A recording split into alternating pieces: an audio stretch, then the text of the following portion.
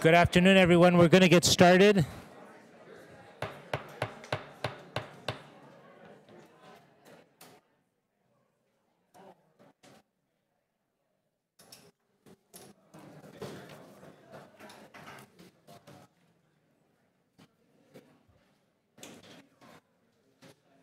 Well, good afternoon, everyone. Welcome to the 27th meeting of this term of the Board of Health.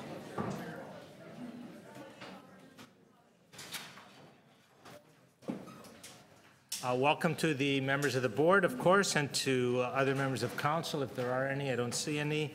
And to, of course, you, the public. You're always welcome to come to this Board of Health. It's a public meeting. It's our meeting. It's your meeting. For those of us in the room, the screen at the back in that corner, if you're wondering where we are, gives real-time updates. So as the clerk documents something, boom, it goes right up on that screen, and you'll be able to figure out what's next on the agenda. If you do follow the agenda and the debate on your computer, you can actually see it at www.toronto.ca/council. And if you're not here in the city and you're up at North camping or whatever, you can actually come in, you can actually watch us. Lastly, by way of introduction, the Board of Health gratefully acknowledges that it is meeting on the traditional territory of the Mississaugas of the New Credit First Nation, the Haudenosaunee, the Huron-Wendat, and home to many Indigenous peoples. We'll start the formal portion of the meeting. Are there any declarations of interest pursuant to the Municipal Conflict of Interest Act? Seeing none, confirmation of minutes, April 16th, 2018. Moved by Councillor Cressy. All in favor, opposed if any, that's carried. Now, before we go through the agenda, I regret, from a Board of Health perspective, to inform you that we have lost two members of our board. One is Elisa Levy, who has submitted a letter of resignation as she is leaving the general GTA area and will not be able to participate in these meetings any longer. So I think, and I have sent a note to her on our behalf saying thank you very much for the service you've provided and best wishes in the road ahead. The second person that is obligated to resign but still is living in the city is Chris Glover, who successfully won the race in Spadina, Fort York, and is here today. Let me just say, before I invite him to say a few words, that we will miss you. We appreciated your advocacy and your good questions and good comments at this board, and we too wish you good speed in the journey ahead. And Chris has asked to say a few words, so maybe I'll invite him as a participant to come up to the front there and say hello. Thank you very much, Chairman Havoc. And I just wanted to stop by. I'm actually in an orientation session at Queen's Park, but I wanted to stop by just to thank everybody. I want to thank the members of the Board of Health. And I want to thank the staff for all the information that you've provided. And I know I often ask annoying questions at the last minute, and I want to thank you for your patience and your prompt replies. And I also want to thank all of the people who come and depute at these meetings, because you provide really valuable insights and information that help us on the board to make informed decisions. And I think there's, of all the important issues and the life-saving issues that the Board of Health dealt with in this last term, I think the safe injection sites was one of the most salient and probably has saved more lives than any other action that we've taken. And I want to, thank Councillor Cressy for his leadership on that issue, and also for the people who came and told their stories and helped to educate the rest of us about what addiction is really about and how it can be addressed as a public health concern. I think, I really enjoyed my time here. It was an incredible learning experience. And as I mentioned, the work that you are doing here at the Board of Health is so, so important.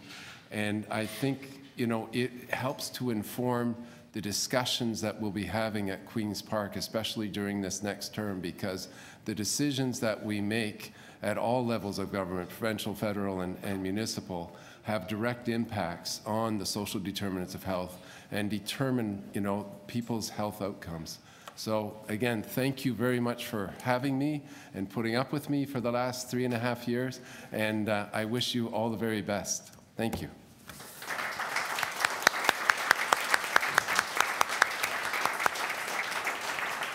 And thank you once again, Chris. When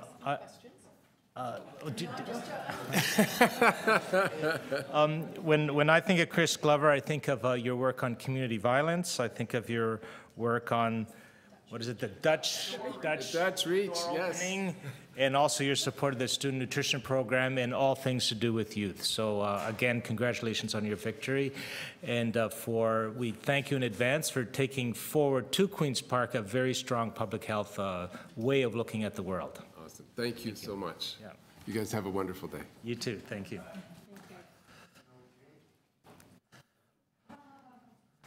Okay, so we'll go through the agenda now. 27.1 is the Toronto Overdose Action Plan Status Report 2018. We have a number of deputants, so we'll hold it for that purpose. 27.2 is Healthy Babies, Healthy Children Service Levels, an update on the provincial review. Moved by Councillor Cressy. All in favor, opposed if any, that's carried. Excuse me. Number 3 is the 2018 Student Nutrition Program Service Subsidies. Moved by Councillor Doucette. Any debate or discussion? Seeing none, all in favor, opposed if any, that's carried. 27.4 is the 2018 Toronto Public Health Budget and Provincial Funding Enhancement for Cost-Sharing Mandatory Programs and Services. That is being held by Councillor... I have Councillor Cressy here. Is that the one? That's not the one. Yes. Oh, no, there's a deputation. Okay, yes, deputant there for that one. Thank you. 27.5 is service agreements awarded and executed by the Medical Officer of Health for 2018. It's a forward this report to Executive Committee for its information and consideration. Anyone to hold? Moved by, did you want to hold it, Councillor Shan? No, move approval. All in favor, opposed if any, that's carried. 27.6, Toronto Public Health Operating Budget Variance for 3 months ending March 31st, 2018. No DEPs. Any holds? Moved by Stacey Berry. All in favor, opposed if any, that's carried. That is the request for the motion to receive the report. 27.7 is the capital budget variance for the 3 months ending March 31st, 2018. It's received for information. Any holds? Seeing none. Moved by Angela Johnson. All in favor. Opposed if any, that's carried. 27.8, we do have deputation, so we'll hold for that purpose. And that's basically it. So we can go to the top of the agenda and start with 27.1, Toronto Overdose Action Plan Status Report 2018. Madam MOH, do we have a presentation? I have just a few opening comments. A few opening comments, and then we'll go to deputations. So thank you, Mr. Chair. You'll have in front of you a report, Toronto Overdose Action Plan Status Report 2018. I just wanted to address the board with a few opening comments in respect of this report, which outlines the progress that we've had over the last year in terms of implementing the action plan. Unfortunately, as seen elsewhere in the province and throughout the country, opioid overdoses continue to rise in Toronto. In 2017, there were over 300 opioid overdose deaths in our city, and this represents a significant increase over that which we've seen in the preceding years. I can tell you that there are a number of opioid overdose deaths throughout the province, but in 2017, 1 in 4 of those overdose deaths occurred here in our city. This is due to a toxic drug supply. Many of you here in the audience are familiar with this, and it continues to be something that we absolutely must work together to address. Over the last year, all orders of government have taken action, and there are details on the specific initiatives that are outlined in the report. I think I would also like to take the opportunity to recognize and acknowledge the tremendous effort that's come forward from our community partners in the community sector, who have truly gone above and beyond to respond to this crisis, and we continue to rely on you and your support in respect of addressing what truly is a crisis situation. We need to continue to collaborate in our response to this very important issue, and I would assure you that there is no time to be complacent about this issue whatsoever. So in the report, there are specific recommendations for the Board of Health to consider, and I would urge you to support. These are areas that require urgent action. So specifically, recommendation 1 calls on the board to reinforce with provincial and federal governments the urgency of the opioid poisoning emergency and the critical need to scale up actions in response. Recommendation number 2 urges the Ministry of Health and Long-Term Care to extend maximum approval terms for overdose prevention sites from the current 6 months to a 12-month period. And recommendation number 3 calls on the Ministry of Health and Long-Term Care to support urgent implementation of managed opioid programs, including low-barrier options across the province, not just here in our city. I think it's important for the board to note that that last recommendation actually speaks to the urgency of addressing the toxic drug supply. It's our firm belief that people, not just in Toronto, but throughout the province, need alternative, safe drugs, and managed opioid programs have actually been demonstrated, both in practice and in the scientific literature, to be extremely effective.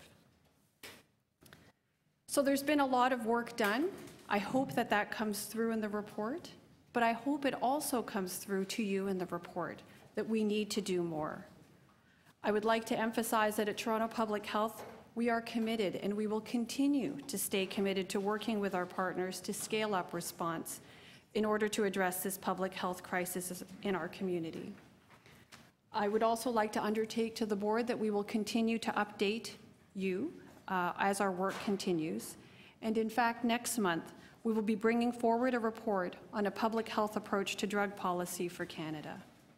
As part of that report, we'll provide a summary of the recent community dialogue that we had on this particular issue.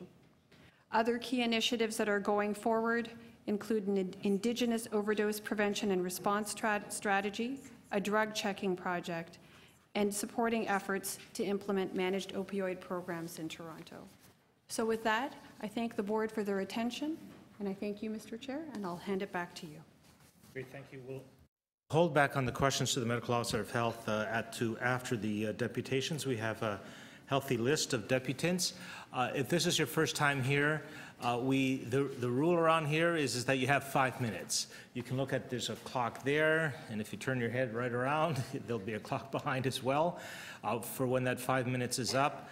I will try as gently as possible, and I know that people are passionate on this issue, around 4 minutes and 30 seconds to kind of go like this, which means kind of wrap it up if you can within the next 30 seconds. We really want to hear what you have to say, but we want to be fair to everyone, and that 5-minute rule is kind of how we try to be fair to everyone. So the deputants are, we'll start with Katie Mayerson, Dan Werb, Iola Fortino, who's running a bit late, Peter Leslie, Julia Barnett, Jessica Pisarek. So let's start with Katie Mayerson. Any place, and there's a little button in front of your speaker that has a red, it goes red, then you see a red dot, that means you're on. Thank you. Thank you, welcome. Okay. Good afternoon. Thank you for the opportunity to speak to you today, and thank you for your ongoing commitment to harm reduction in Toronto. My name is Katie Mayerson, and I coordinate the harm reduction programs at Unison Health and Community Services, which serves the northwest part of Toronto. We have had a small harm reduction program for over a decade, and in light of the ongoing opioid overdose crisis, the Toronto Central LHIN provided us with additional funding to expand our harm reduction program. This funding allowed us to hire more staff and open 3 additional harm reduction rooms across the community. Our team is now made up of 3 harm reduction workers, a health promoter, and 6 outreach workers that engage with community in wards 11, 12, 13, 15, and 17. Since I started this role in November, we have been trying to work with Toronto Community Housing to provide free harm reduction services in some of their buildings with higher levels of substance use. We consulted with one of TCHC's safety advisors to devise a pilot program that would not only improve the health and social outcomes of the tenants who use drugs, but also make the building safer and more comfortable for everyone. We were told by management that the executive would make a TCHC-wide decision about, quote, harm reduction and sites for needle collection and disposal, and that we would be kept up to date. That was 6 months ago, and we still haven't heard anything. Despite multiple follow-ups, requests to meet to discuss what could be done in the interim, such as naloxone and condom distribution, went ignored. Shortly after that, we heard about an overdose that took place in one of those buildings. We were told that everyone present scrambled and scattered to their respective units to see if they had a naloxone kit that could be used. That was valuable time wasted and could have been prevented if naloxone training and kit distribution had been done in the building as we had proposed. That person survived, but not everyone does. TCHC tenants continue to die of preventable overdoses. The unofficial number we have heard is that 10% of overdose calls to paramedics come from TCHC buildings, but we suspect that the real figure is higher. We do not have access to the exact numbers, but we have heard stories from our clients and from TCHC staff. It was confirmed that 3 weeks ago, a young woman moved into a TCHC building on the Wednesday and had a fatal overdose in her unit that Saturday. Our outreach workers distribute safer drug use and safer sex supplies, as well as naloxone kits, which they can train folks to use on the spot. They also provide informal counseling, referrals, and safer drug use education, which can prevent fatalities and infection transmission. On a weekly basis, our outreach workers stop outside of all of the TCHC buildings in our area where it is no secret that drug use occurs. But without access to the buildings, we have to wait outside and hope that word of mouth will bring people out. We are effectively trespassing in an attempt to provide evidence-informed health services. How are we for time? Okay. Needle waste is a serious health concern for tenants and staff, and one that the harm reduction community takes very seriously. I heard from TCHC staff that the stairwells of a particular building were consistently littered with used sharps, but that they were unable to pick them up due to internal health and safety rules.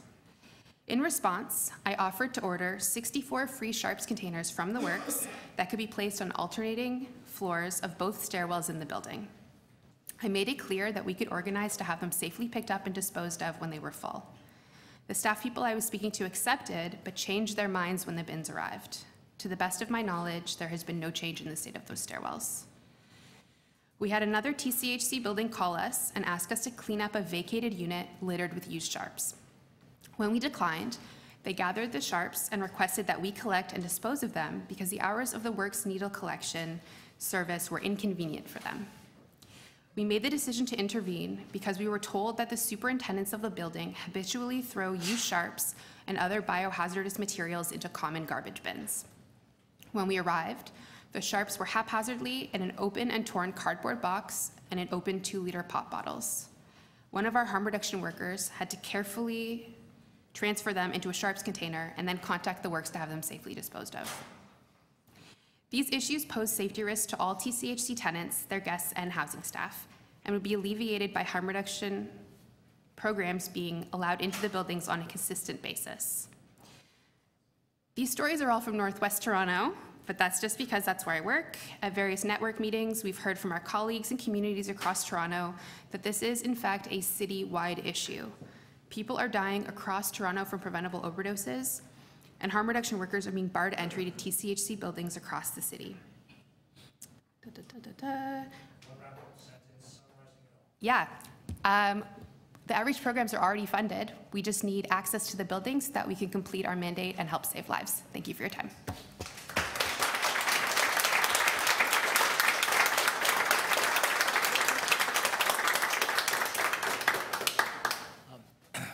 Much as I'm sure the speakers appreciate the applause, we kind of don't do applauses in this room. So you may want to, if you affirm it, you can do this. Dan Werb, a Center on Drug Policy Evaluation, St. Michael's Hospital. Thanks so much for the opportunity to speak today. I'm Dan Werb. I'm the director of the Center on Drug Policy Evaluation at St. Michael's Hospital. I'm an addictions epidemiologist. My group is undertaking the scientific evaluation of the supervised consumption sites here in Toronto, and we're also working to establish a street drug checking system in Toronto whereby people will be able to determine through mass spectrometry analysis the composition of street drugs that they've purchased. So I just first of all want to thank and acknowledge the community members who are working under exceptionally difficult circumstances, who are experiencing overdose deaths on the front lines. And I think it just behooves us to reiterate the fact that we're living in a crisis situation and that the policy levers are moving slowly as a result of stigma. So, you know, I'll give you an analogy. If there was a water contamination, if there was a contaminated water supply in Toronto, this would have been dealt with years ago. And just thinking about the differences between a community affected by tainted water and a community affected by tainted drugs, I think really exposes the impact, the overwhelming impact of stigma. So just something to think about as we work to improve the policy around this issue. I also think it's worth just reiterating the global evidence on the impact of supervised consumption sites and their effectiveness. So we know from Vancouver, data from Vancouver, that the implementation of Insight in the downtown east side was associated with a significant reduction in overdose deaths in that neighborhood, and that during a period of expansion of harm reduction services over a period of about 10 years, there was no impact on the levels of cessation of injection drug use. So this is to say that people's decisions to continue to inject drugs or to continue to consume drugs, these services are not somehow, the evidence suggests that these services are not somehow encouraging people to start injecting drugs. I would also suggest that it's worth looking at the experiences of Switzerland, which in 1993, as a result of a large amount of public disorder related to drug injecting, the Swiss are a very conservative people, not interested in disorder, very interested in orderliness. The Swiss scaled up supervised injection facilities across the country, scaled up access to medication-assisted treatments, including prescription diacetyl morphine, that's prescription heroin, and within a few years saw a reduction from about, so they did a countrywide survey of people who were injecting drugs and found that in 1993, about 20% of people who were injecting drugs reported that they were injecting in public. Within about 5 years, that was down to about 3%, and that has been sustained. At the same time, they've seen a sustained reduction in the number of people who have started to inject drugs and an increase in the number of people who are retained in treatment. This is all to say that supervised consumption sites are the linchpin of a continuum of care for people who use drugs, some of whom are going to be interested in accessing treatment if it is made available, and the best way to make it available is through linkages to frontline services. There's also, it's worth mentioning that since the Works opened their supervised consumption site, 165 overdoses have been reversed on site, which is really phenomenal when you think about the fact that those people, you know, at least some of them could have died if they hadn't had access to medical supervision and the response available at the Works. And that single site, and it's now one of many, that single site saw 12,000 visits over 1 year. So obviously there is a need.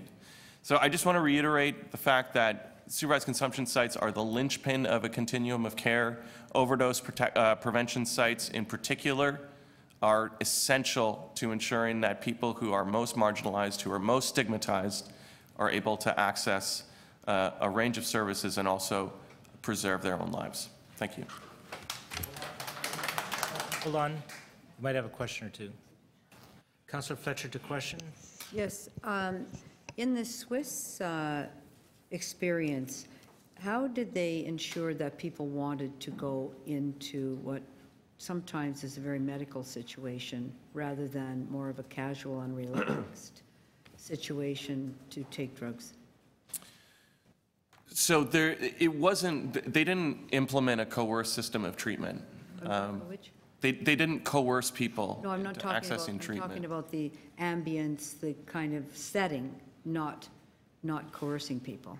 The setting of the supervised injection sites themselves, is that what you mean? I'm talking about more of a medical setting compared to a more relaxed living room feel.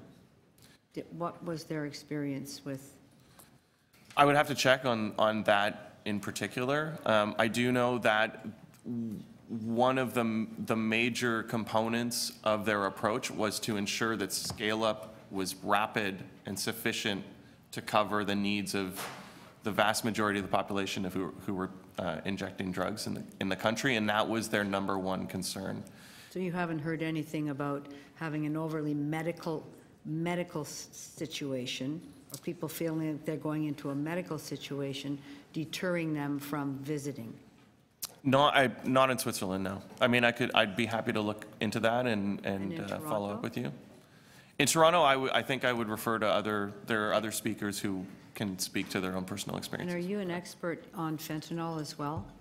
I know a little bit about it. I wouldn't say I'm an expert in its, chemical composition, but I can field a question on that. Just as an additive, is there something about adding fentanyl that makes, I don't understand exactly if it's a filler or there's something that makes it more, enhances the drug? What exactly is the fentanyl experience? So fentanyl, I think one of the main reasons that it's emerged in North America and globally is that it's a more efficient package for drug trafficking, frankly. So there's two ways in which we've seen opioid overdoses increase in Canada. One is through people who no longer have access to opioids through the medical system. The other is through the emergence of street fentanyl, which is primarily produced in Asia. So Canada is largely supplied.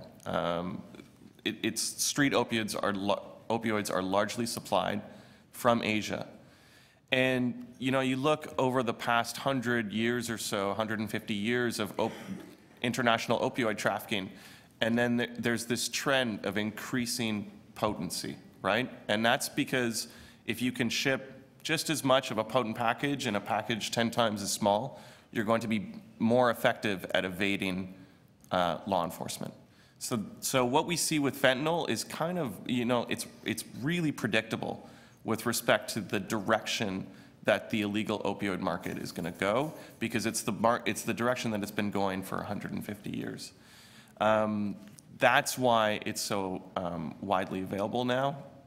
It certainly hasn't saturated the illegal opioid market in Toronto, but I'm from Vancouver. I did my training there.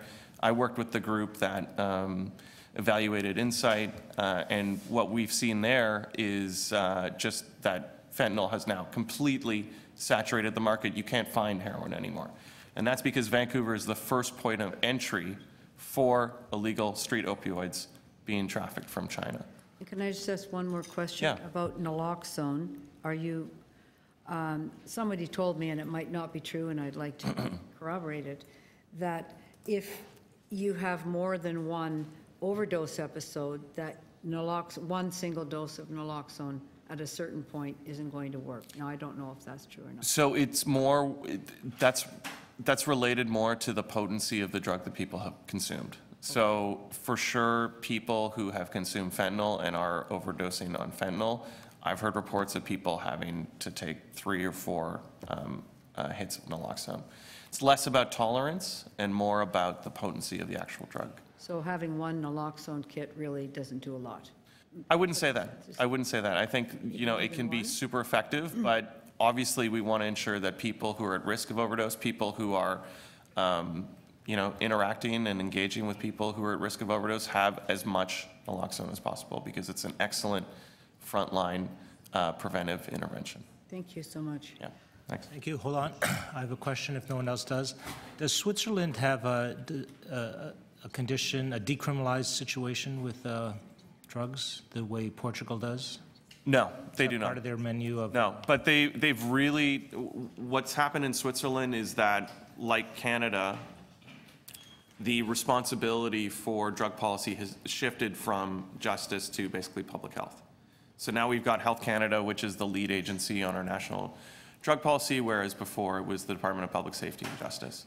And what happens in Switzerland is that there's a high level of integration of delivery of services and response between the public health sector and law enforcement. So I've engaged quite a bit with the federal police agency in Switzerland, and they are entirely, they've sort of, drunk the Kool-Aid on harm reduction because they've seen such amazing results over the past It's de facto 20-odd years. decriminalized.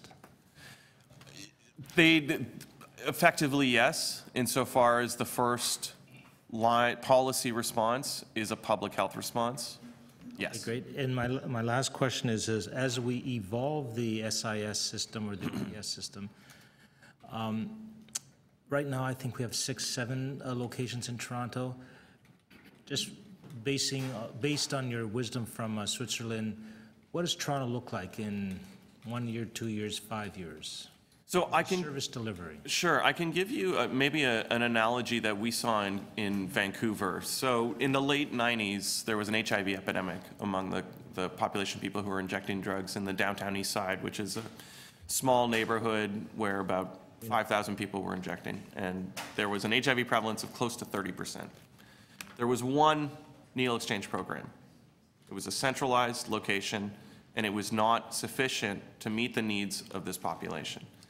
So Vancouver Coastal Health, which was the local health agency, made a policy change. And what they did was they integrated needle and syringe distribution into every single clinic and service that they offered across Vancouver. So rather than thinking about how many sites are going to proliferate across Toronto, I think it's probably more useful to think about how we can integrate these services, supervised consumption, into the existing public health system that we already have here. And what we saw in Vancouver was a massive reduction in HIV incidence. This was also related to an increase in availability of opioid substitution therapy, but basically thinking more about integration rather than, okay, we need a site here, we need a site here. Thank you. That's very helpful. Thank you very much. Seeing no more questions, we'll move on to, is Iola Fortino, is she here? Yeah, no, okay, Peter Leslie. We'll get back to Iola when, oh, is she here? Oh, I'm sorry. I had a note here that you were running late. You made it. Oh, where do I sit here? Welcome.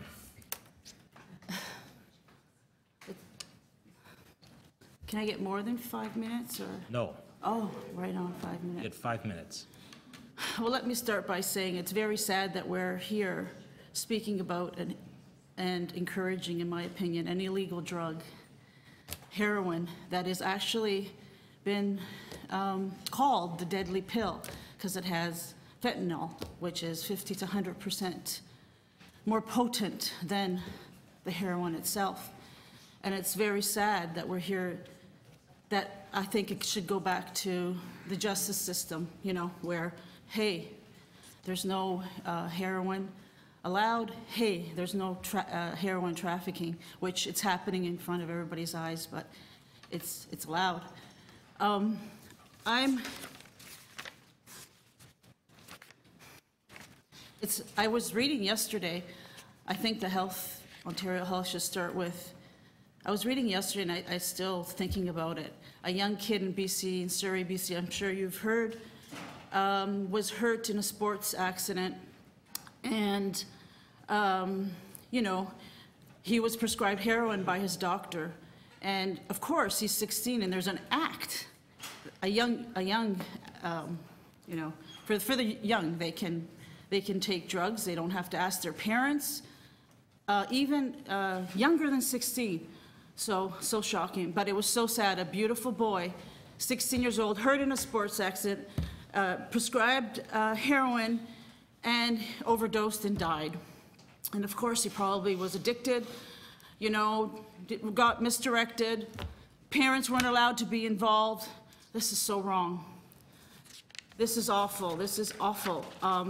And the whole idea of having these safe injection site, to me, is wrong. You know, those people are not helped, and I disagree with Councillor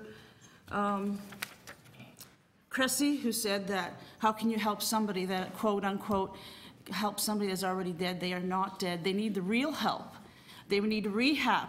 They need people to speak to, and I saw it with my own eyes when I happened to be at Moss Park walking by. I entered the clinic, the thing there, only because this started when I brought my son a sandwich downtown. He goes to Ryerson University, and I saw one man, an addict, wielding a knife in front of 277 Victoria Street, Toronto City Health. I was in shock. It wasn't me that called the police. Somebody called the police. He was taken away. And I said, what is going on here? And I haven't been to Ryerson University for about 6 months. I wasn't shocked from what I saw. It was like I entered slum area Toronto, in Yonge and Dundas, where I expected it to be, you know, half normal. And so this has started my mission to, you know, I can't convince any of you probably that safe injection sites are not good. You know, well, I know they're not good for the university students because they might say, hey, it's safe in there. Let me go and try. Let me go and try, you know, heroin, right? They don't have the right direction, family direction, blah, blah, blah. Families broken up. The list goes on. They go in there right in front of the university. So I'm here to speak about closing. I'd like this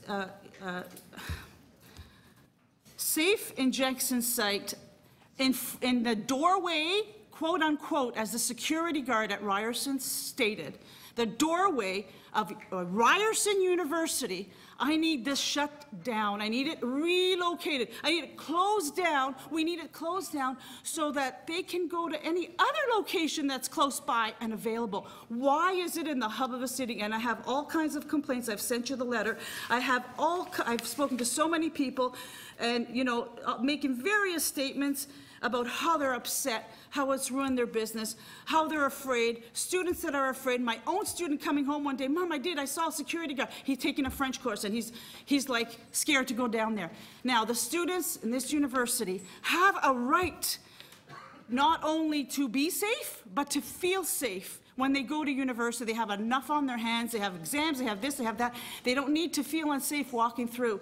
So I am here to ask that the university, that this site there, just be closed down, and they go to the other, Fred Victor, where all the, you know, where other services are there available for them that help them more. And I saw it with my own eyes at Moss Park. They are not helped. I started talking to one guy, you know. I tried to encourage him because he was like in withdrawal, and I was scared, but I tried to speak to him and the lady, and I said, you're beautiful, you're young, what are you doing? This is not the right, this is not good for you, this is not, you're better than that. And the lady told me, I'm sorry, Iola. I was judging. Sorry, Iola, it's 5 minutes. I didn't even get to say my speech, but you guys have the speech. We and all the do examples have that. Of the Iola, I need you to listen for a second. 22. You wrap it up in one sentence, submit that to the clerk, and we'll have it, if it hasn't been, It has been we have it before. submitted, So yeah. wrap it up with one sentence, your presentation. This site at 277 Victoria Street needs to be closed down because the students at Ryerson University need to be safe and feel safe, and there have been 22 reported incidents. I've known even more from what I heard on the radio. This is called a wrap. Reported incidents by Ryerson of vandalism, Robbery, of course, you heard the shooting May 30th period, so please close it down. They can go to the other locations. Okay, thank you very much. Are there any questions? Seeing none, thank you very much for your presentation. We No appreciate it. questions? No. Wow. Next is Peter Leslie.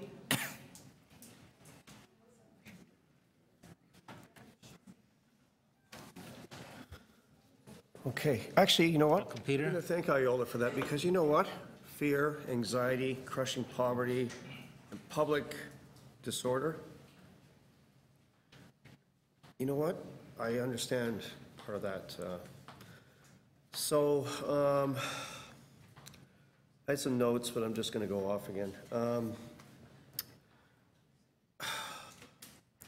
So within a couple of weeks, we'll have 9 SIS or OPSs here in the city. These were hard won, hard fought. I guess it's been around a little over a decade in harm reduction. It ain't about the injection anymore. It's about the crushing poverty and the misery of people's lives.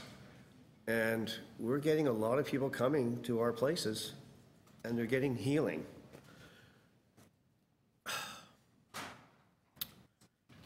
But we're going to have to deal with something that's really formidable. We lasted through Harper, but we're going to be dealing with somebody who is like anti-science and is not going to listen to the evidence. So we really need to, if we need to, we will be marching.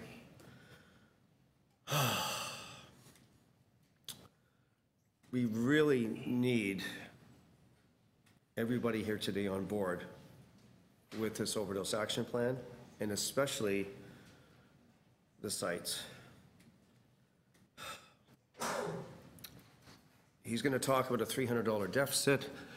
He's going to talk about slashing services here and there. But I'm telling you, this will be blood on his hands if he starts eroding what we have accomplished over these last few years. Moss Park will be moving indoors shortly. We'll have more space. We'll be able to accommodate people. We won't have to rush them out. And I'll tell you, it's been really transformational for us, the Moss Park overdose prevention site. And seeing people's lives transformed. We've recruited people to work with us. People are homeless. People are in dire straits. And they're actually getting a better life. We need housing. You know, I mean, it's like, why do we have public drug use? Well, because people have nowhere else to go. And everybody needs safety. Like, yeah. And you know, this is going to be a tough 4 years, but we lasted, what, 11 years with Harper? I mean, there was a lot of research being able to back up what we're doing today. We know we don't need that research anymore. We're done with data and research, okay? We know it works. The evidence is there. I mean, it's, you know, it's science. And I just want everybody here to understand that it's not just about the injection. It's not about the, you know, it's not about the drug itself. So we really need to marshal ourselves against this regime. This emperor, this premier has no clothes. We know this. So thank you. Okay. Thank you, Peter. I'm just seeing any questions. Seeing none. Thank you again, Peter, for your presentation. Next is Julia Barnett, South Riverdale Community Health Center.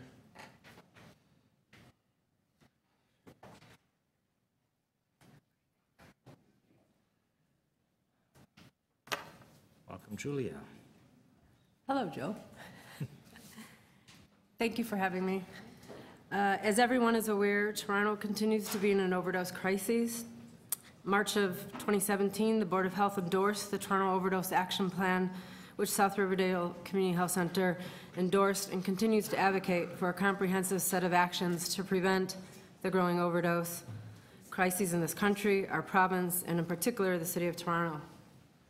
We continue to advocate, respond, and target all levels of government to implement a comprehensive strategy.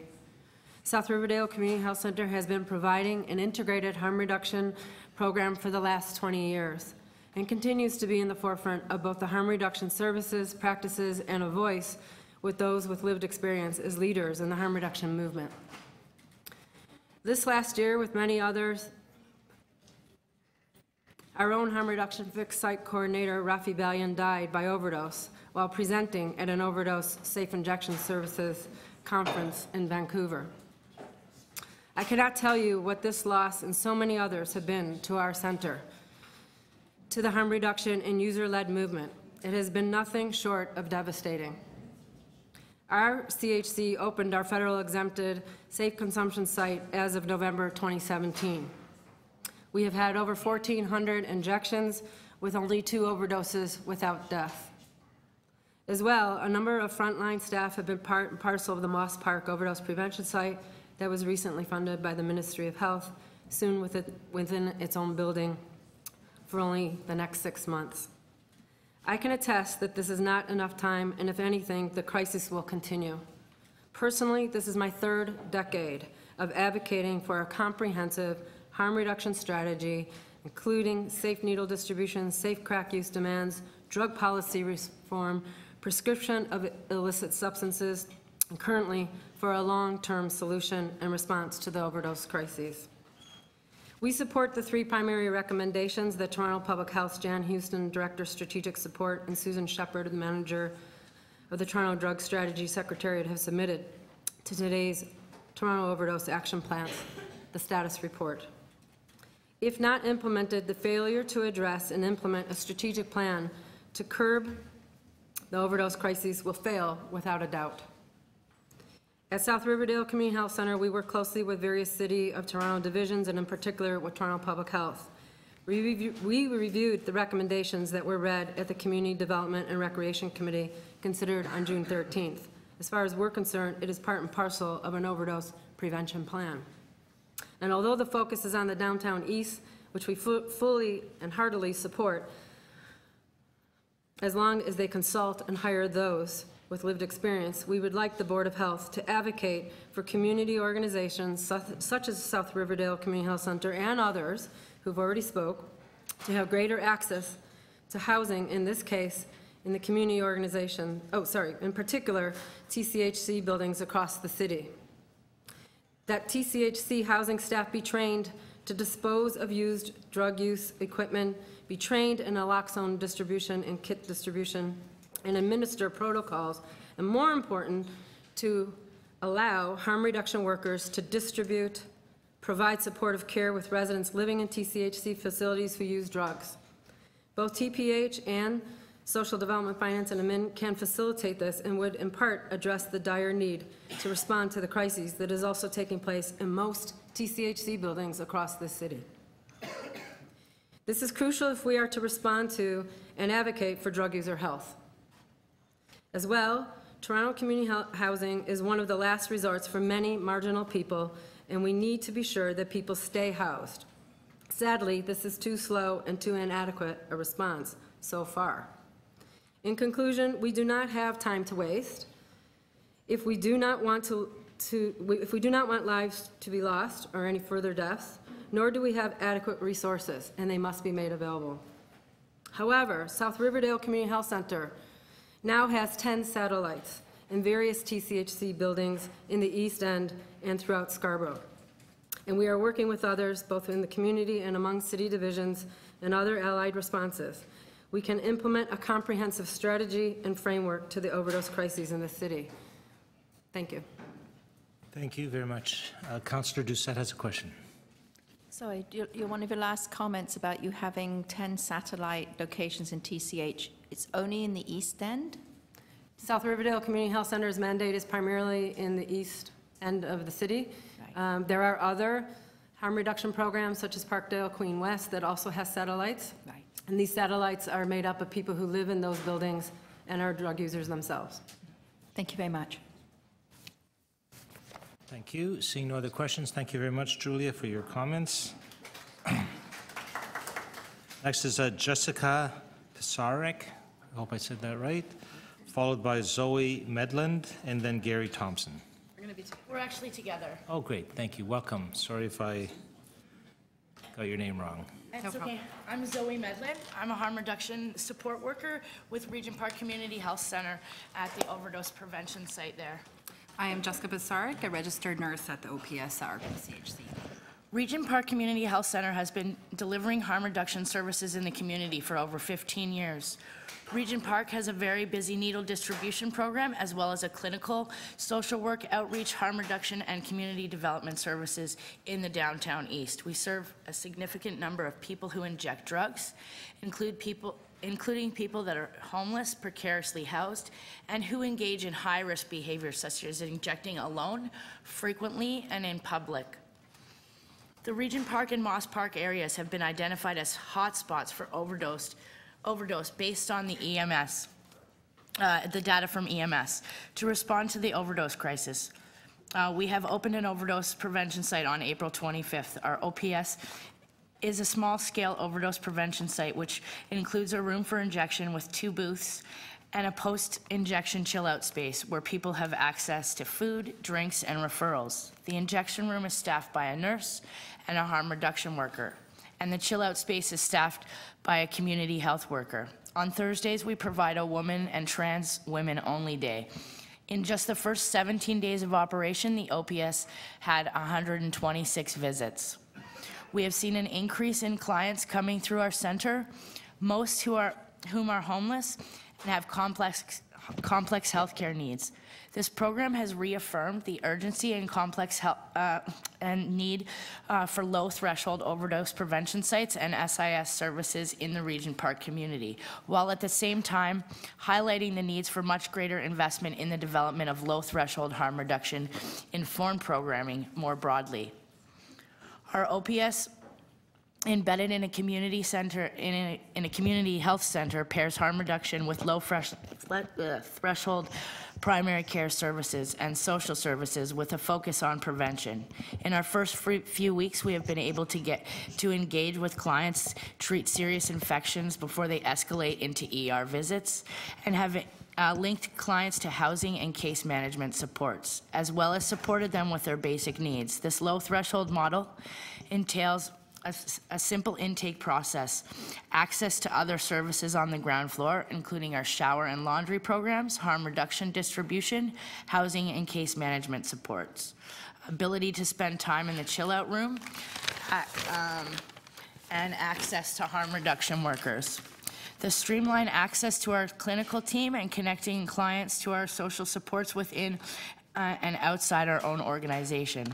Our OPS chill-out space staff have helped to combat social isolation and stimulated associated with injection drug use. We have received an overwhelming positive feedback from our clients, and some of our clients have shared that they've been, one said, I've been an opioid user for the past 20 years and have never seen this day coming. Another person said, thank you, you saved my life. And another person said, more hours. We needed 24 hours. And thank you for helping me prevent other health issues. Thank you, Zoe. We strongly support the recommendations as outlined by the Medical Officer of Health. In particular, the call to extend funding for the existing OPS programs that currently only have 6 months of funding. In addition, we must further scale up our current response to the overdose crisis that has taken the lives of our community members. More must be done. It is important to highlight some additional considerations. There's a need to continue providing a wide range of types of overdose prevention sites in the city and merging them with existing health and social services and programs. We need safe injection sites, but we also need overdose prevention sites that provide a low-threshold, quieter, more private space where we can engage with clients, build relationships, and connect clients to much-needed internal and external services. Substance users have diverse needs, and as such, we need to provide a variety of options for them. One model does not fit all. A diversity of harm reduction funding and programs are required in response to the ongoing overdose crisis. There's a need for adequate and permanent funding and investment in a broad range of harm reduction services and supports to meet the complex and diverse needs. The Ministry of Health and Long-Term Care must urgently support the immediate implementation of managed opioid programs such as pharmaceutical-grade heroin or hydromorphone, and including other low-barrier options across Ontario. Overdose prevention sites must be approved for operation for longer periods of time, permanently for those that request it, and streamlined approvals, and additional funds must be made available in order to adequately operate these services.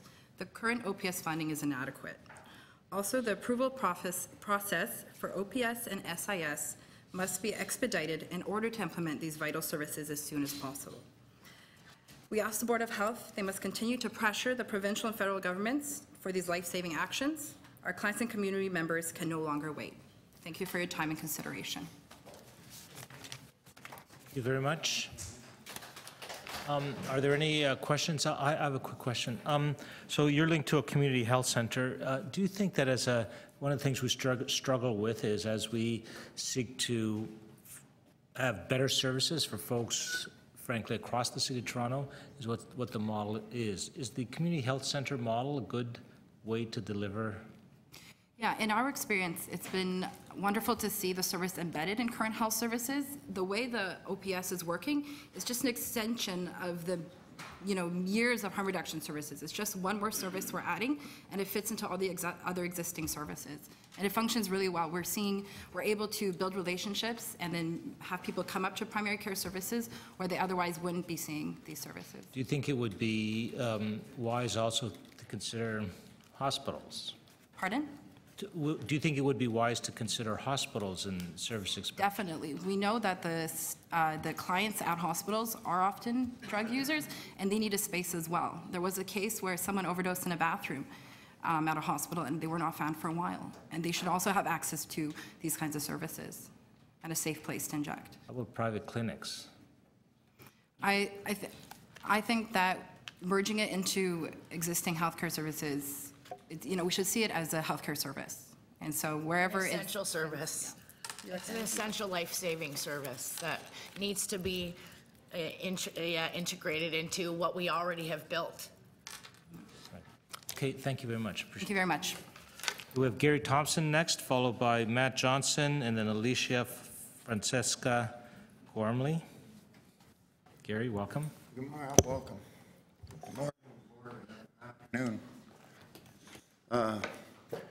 Read the medical officer of health report about item number on page 3 about naloxone distribution. They've been doing a lot of good work, the fire department, etc. But the fire department is already known for years. Without naloxone, just give them some air. And to mention about Katie Mayerson's speech, they had an overdose and people went running for their naloxone. Well, somebody should have been giving the person rescue breathing while they're waiting for naloxone to be applied. And then Dan Werb was asked by Councillor Fletcher, why fentanyl? Well, and the biggest drug pusher of them all, it's the DEA. Everybody knows. And then Iona, yes, living in fear. We're all living in fear too much because of the financial crush, everybody's job insecurity, etc., etc.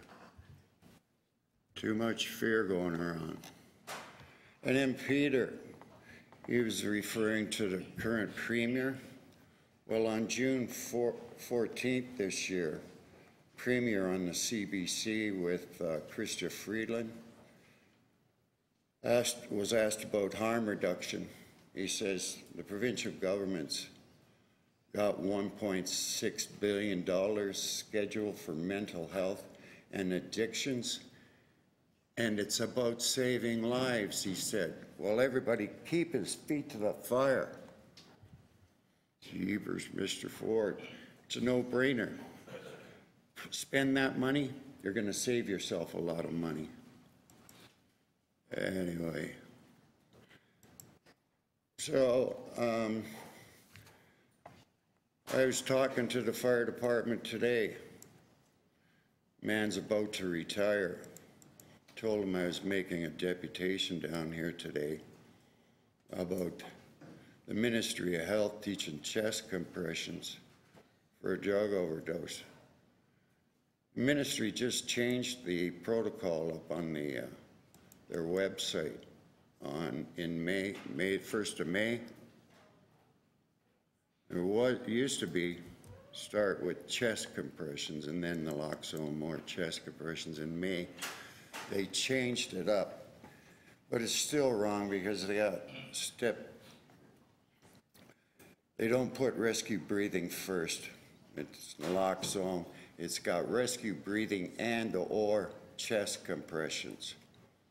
Well, chest compressions only never enters the picture because the reason your heart stops from a respiratory emergency from a drug overdose is because of severe brain hypoxia. You'll need oxygen and vast amounts of it. Anyway, the protocol they've been teaching in this province since 2011, everybody's making themselves sick because a nurse knows it's wrong. Story on the CBC, April 10th, Ontario makes controversial change on how to help overdose victims. Well, we've known for over 5,000 years. It's a respiratory emergency. Before naloxone was invented, the only thing they did was give you oxygen. You wake up when the drugs wear off. This is Dr. Aaron Orkin. I was at the Resuscitation in Motion conference May the 2nd. He's on a panel about drug overdose. Lee Chapman, RN from Moss Park, who does volunteer work at Moss Park.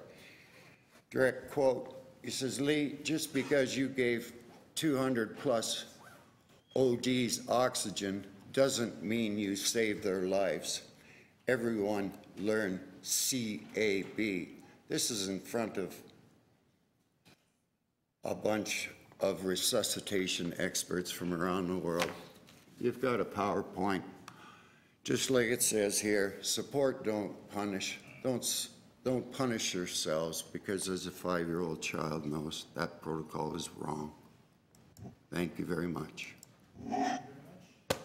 Gary, we always appreciate your comments. Seeing no questions, we'll move on to Matt Johnson, followed by Alicia Francesca Gormley, followed by Fiona White. So Matt Johnson. Welcome, Matt.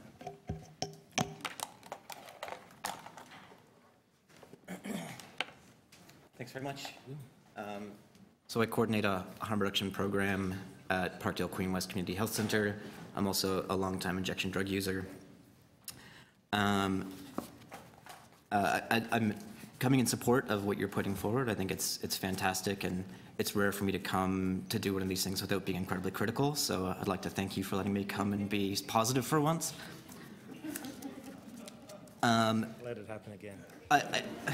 Other people have said a lot of what I was going to say, so I'm going to try to just keep it super short. Samuel Taylor Coleridge said that in politics, what begins in fear usually ends up in folly. And I think after a year of some great successes in Toronto, we're facing the backlash of fear. And so we've seen some attacks in the West End on harm reduction programming at Lamp Community Health Center from people who are misinformed and fearful. And we've seen some misinformed and fearful responses to these life-saving health services from other governmental organizations. And we've seen this before. England had an incredibly successful diacetylmorphine maintenance program for many, many, many years that was shut down because a new, more socially conservative government got in and shut it down, not because it wasn't effective, because it was incredibly effective and had been researched, but because they didn't believe in the concept of helping and supporting people who use drugs. And I worry that's where we're at. So I applaud you for requesting that these services continue. I applaud you asking for diacetylmorphine and allotted maintenance services for the city. The one thing that I think is missing that I would ask for is I've seen that the city has done an anti-stigma campaign trying to fight stigma against people who use drugs, but it's difficult to fight stigma when you can be legally evicted, have your TCHC housing removed, or be arrested for this thing that we're supposed to not be stigmatizing people for.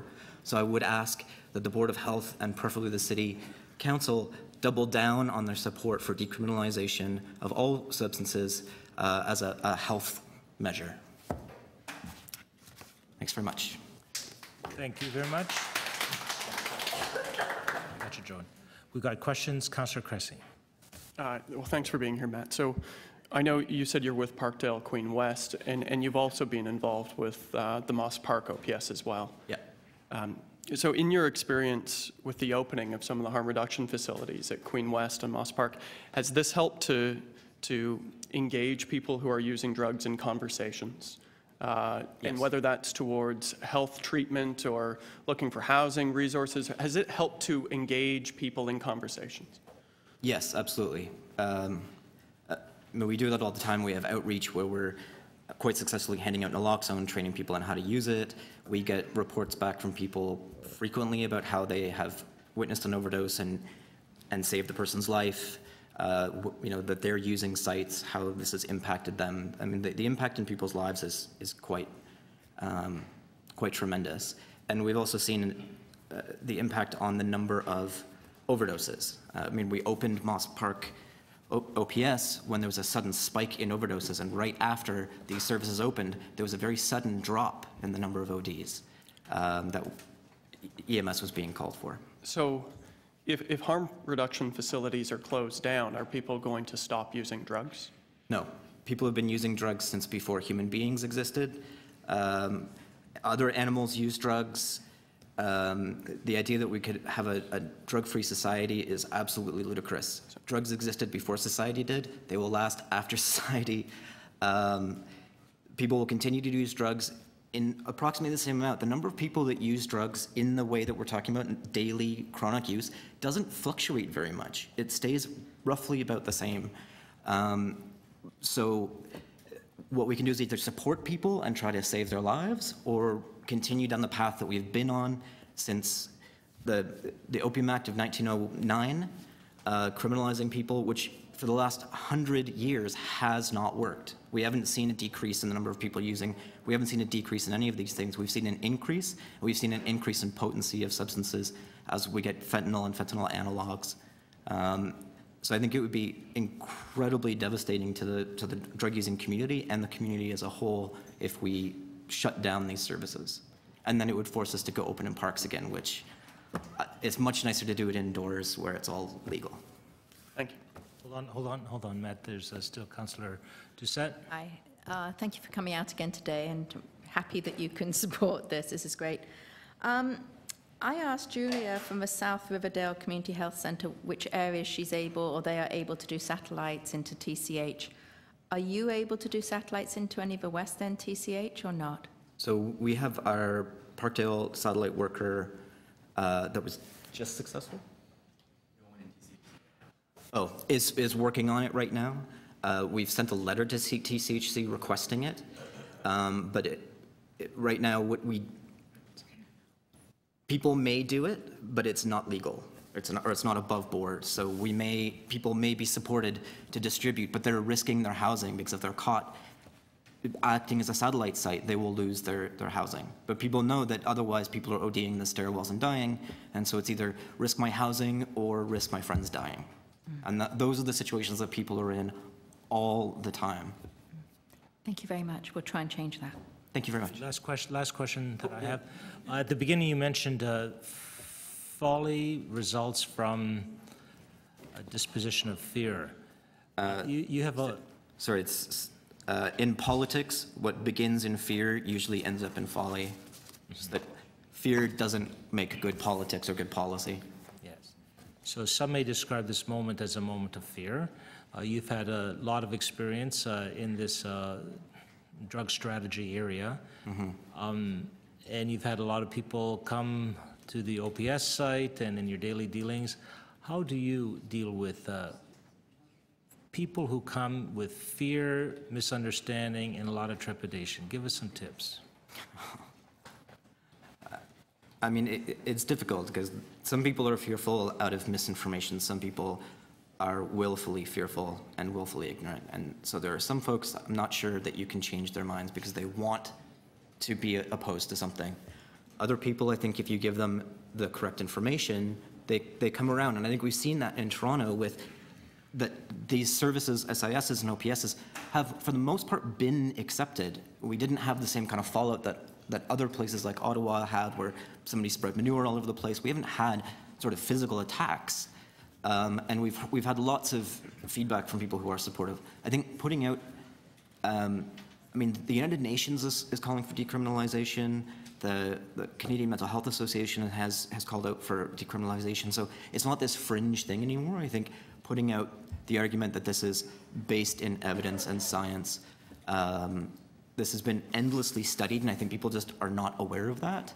And unfortunately, the media tends to sensationalize things, and so we can't rely on the media to put that information out there in an accurate way.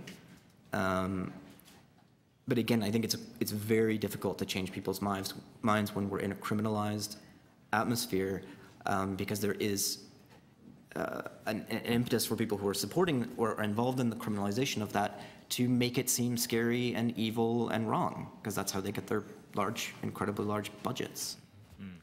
So I would start to degrade some of that stuff at the same time as putting out greater and greater information. You may be aware that we are looking at next month having a report on the issue of decriminalization coming here, just so you know. That's great. I look forward to that. Okay, thank you. Next is Alicia Francesca Gormley, followed by Fiona White.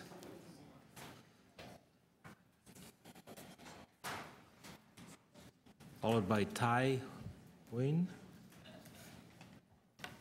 Hello, good day. Welcome, Alicia. In an affluential neighborhood where there's a standalone TCH building, I was, in 2013, came to work on a social development plan for that building, which included health, safety, and access to services. Since that time, with the rise in fentanyl overdose, I've seen residents who, out of fear, had someone OD and leave a body in the hallway. I've seen a resident jump from a balcony while using opiates. Now, coming from a Cherokee medicine clan, which was keeper of all children's medicine, eventually all of us are somebody's child. When we lose the human interest of protecting and being thy brother's keeper, and you allow people to die out of quarterly profit or profit margin, you fail as a civilization. I appeal here today because in the TCH property where I work on this SDP, I also reside. The stigma around individuals afflicted with addiction is people want them evicted. We've also seen an increase of ones that transition from streets to home and shelters to home. This is a new life and a new style of life for them to live in an actual environment that they have to maintain. Yes, there's some negative factors that come with it. With these negative factors, is it not our responsibility as thy brother's keeper to help these individuals transition on a healthy road to recovery? If you turn a blind eye, then you become that evil.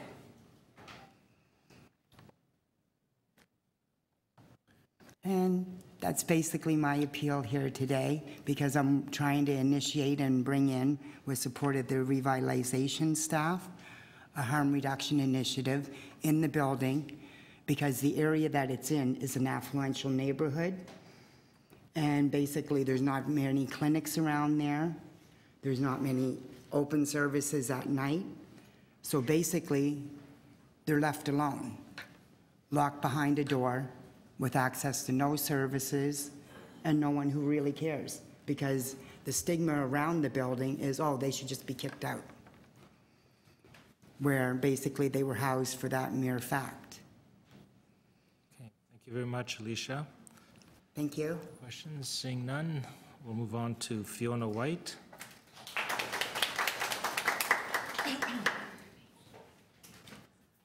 Hi, I'm Fiona White. I'm repping Toronto Harm Reduction Alliance today.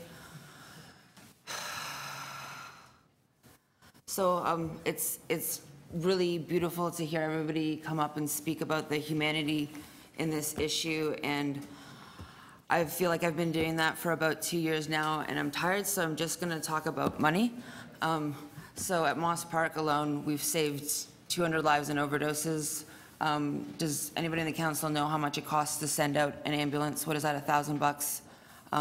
So we've saved the city $200,000, and then we've saved the city how many other hundreds of thousands of dollars in not burying people that don't have somebody to bury them, in people with multiple overdoses who now have to stay in the hospital or need extra care and extra support through the government because they may be on ODSP or OW, or simply just be in the hospital because they've overdosed so many times. You're not taking care of those people. We're preemptively taking care of those people. So, I mean, in my opinion, thank you so much for pushing. And in answer to your question earlier, Matt, I think that the way you speak to people whose minds can't be changed, let them know how much this costs. Like, Thraw was very happy to write up a bill for you guys and let you know how much money we've saved the city, how much money we've saved the province. We're happy to do that, and we'll show you the bill, and if that's what you need to pass on to the folks that have all these arguments, drug users don't deserve to be saved, we don't deserve whatever it is, fine, we don't deserve it. But you know what? It's costing you money to not fund us and to not take care of us. So that's just what I want to put forward is let's not forget the money we're saving you, and thank you for pushing for us. Thank you. Thank you, Fiona. Any questions? Seeing none. Next we'll go to, I hope I'm saying it right, Ty Wayne. Followed by Dennis Long and Akia to end. Welcome. Good afternoon there. My name is Tai Huynh. I'm at the University Health Network at a group called Open Lab. I'm joined here by my colleague, Christine Norris from the Population Health Solutions Lab. So Open Lab at the University Health Network, which is a large teaching hospital here in Toronto, is a design and innovation lab dedicated to finding creative solutions to complex health issues like addiction. Over the past year, Open Lab has been working together in partnership with the Population Health Solutions Lab, and we've been working with people who use drugs, peer workers, harm reduction workers in the community to develop a way to reduce the risk associated with using drugs alone. This harm reduction strategy is powered by technology and leverages the tremendous peer response already occurring within the community. As some of you may know, data shows that 80% of the people who use drugs use alone. And we learned during the community consultations, extensive consultations that we've done to date, that people who have, they have many important reasons for using alone, and simply discouraging this behavior will not be sufficient. People will continue to use alone, and when they overdose alone, it won't matter that they have naloxone sitting there on their kitchen table, that there's a supervised injection site just down the street, or that they can call 911 without fear. These are real complicated issues that we're trying to find ways around. To provide safer options for people who use alone, we propose an intervention that leverages peer-to-peer networks facilitated by technology. It will serve as a platform to connect people who use drugs alone with peers in their personal networks who are trained in overdose reversal and are nearby. But I'm not really here today to talk about our project. You will undoubtedly hear more about this project in the coming months as we begin to put the pieces together to go live. However, through this project, we've engaged with over 70 incredible people at the center of the overdose crisis in Toronto. So we're here really on their behalf to provide support to the 3 recommendations here being presented by the Medical Officer of Health, but to also suggest some additional points for the board's consideration based on what we've heard through these consultations. So the first thing is we support all 3 recommendations. With respect to the first recommendation, we support it in full with the addition of this additional point. With the 1,261 overdose deaths in Ontario in 2017, we asked that the Board of Health also urge the provincial government to declare a provincial public health emergency. We know that this can be renewed at 40-day intervals. This would assist in the scale-up of a coordinated action response. So that's number one.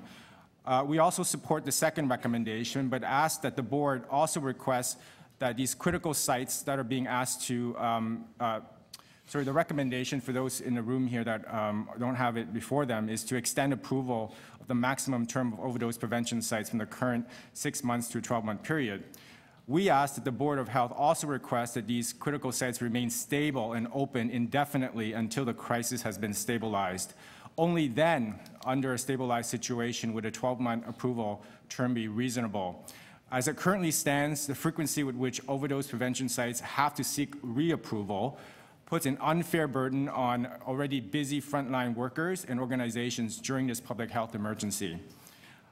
We support recommendation number 3 in full. In addition to these 3 recommendations, we have an additional 7 recommendations that I'd like to put forward to the board. One is that the board urgently reviews opportunities such as Toronto Public Health Overdose Early Warning and Alert Partnership to provide timely information about overdoses or bad drugs. We're asking for information to be pushed to the public, including real-time alerts on bad drugs through multiple media channels, including email, Twitter, Facebook, the news, among others. The second new recommendation we'd like to put forward is for the board to ask the City of Toronto's housing provider, namely TCHC, to urgently review their current policies that discriminate against people who use drugs. At a minimum, a moratorium on eviction notices based on drug use should be put in place during this crisis. The third piece is that the board requests a review of the provincially mandated landlord and tenants board policies on eviction of people who use drugs that are non-violent immediately due to the opioid poisoning emergency. The fourth is that the board recognizes that the eviction of people who use drugs is a human rights and equity issue that has direct correlation to health outcomes. The fifth point is that the board urged the Ministry of Health and Long-Term Care to work with emergency medical services data to identify buildings with high rates of overdose calls and explore integrated health approaches such as implementation of on-site supervised consumption sites within these spaces. Number 6 is that the board urges the Ministry of Health and Long-Term Care to support urgent implementation of public naloxone distribution within public spaces. For example, installing intranasal naloxone beside automated external defibrillators in all of these spaces. And then finally, that the board urges the Ministry of Health to review policies which restricts inhalation as a safety and equity issue in all of those facilities. In closing, I would like to say that these are practical steps that the city can take and show some leadership during the time of this escalating crisis. With that, I just urge that the board seriously considers these recommendations in its deliberations. We have your letter before us, just by the way, and I'm just trying to honor the time. Thank you. Are there any questions? Great, thank you very much for your comprehensive review. Thank you. Dennis Long, Breakaway Addiction Services, followed by Kia Ngozi Munga. Dennis. Good afternoon. As many of the previous speakers said, this crisis isn't over. In fact, if anything, it's getting worse. And while it is, I think, an indication of the inadequacy of our current drug policy and drug laws that this crisis even exists in the first place. That was also emphasized, I believe, by Matt, one of the previous speakers. I nominally support the extension for 6 months of the overdose prevention sites. However, that is inadequate at best. We need more of them. We need them in better places, more places, and we need them for longer. As the previous speakers said, this crisis, and as I'm saying, this crisis will not be over anytime soon, so an indefinite funding would be far preferable. A word about treatment, because it hasn't been really talked about a lot here, but the Premier designate indicated that he favors rehab, in his words, over injection sites and others. He's wrong. We need both, and we need them badly. The treatment network in this province and in this city is inadequate, poorly funded. People are confronted frequently by extensive waiting lists and inability to respond to their needs on an immediate basis.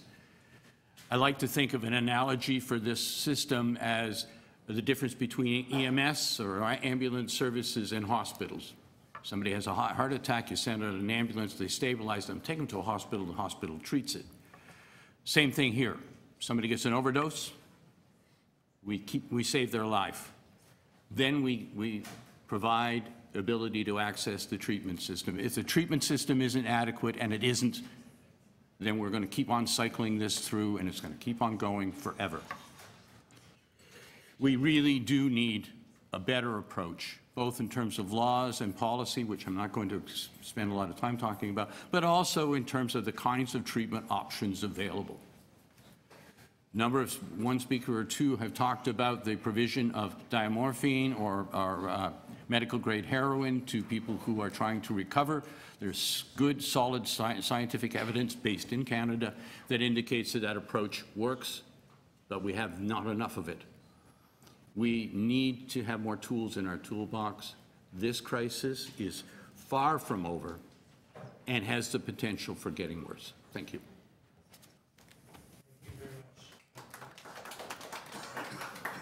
Seeing no questions, we'll move on to our last deputant, who is Akia Ngozi Munga.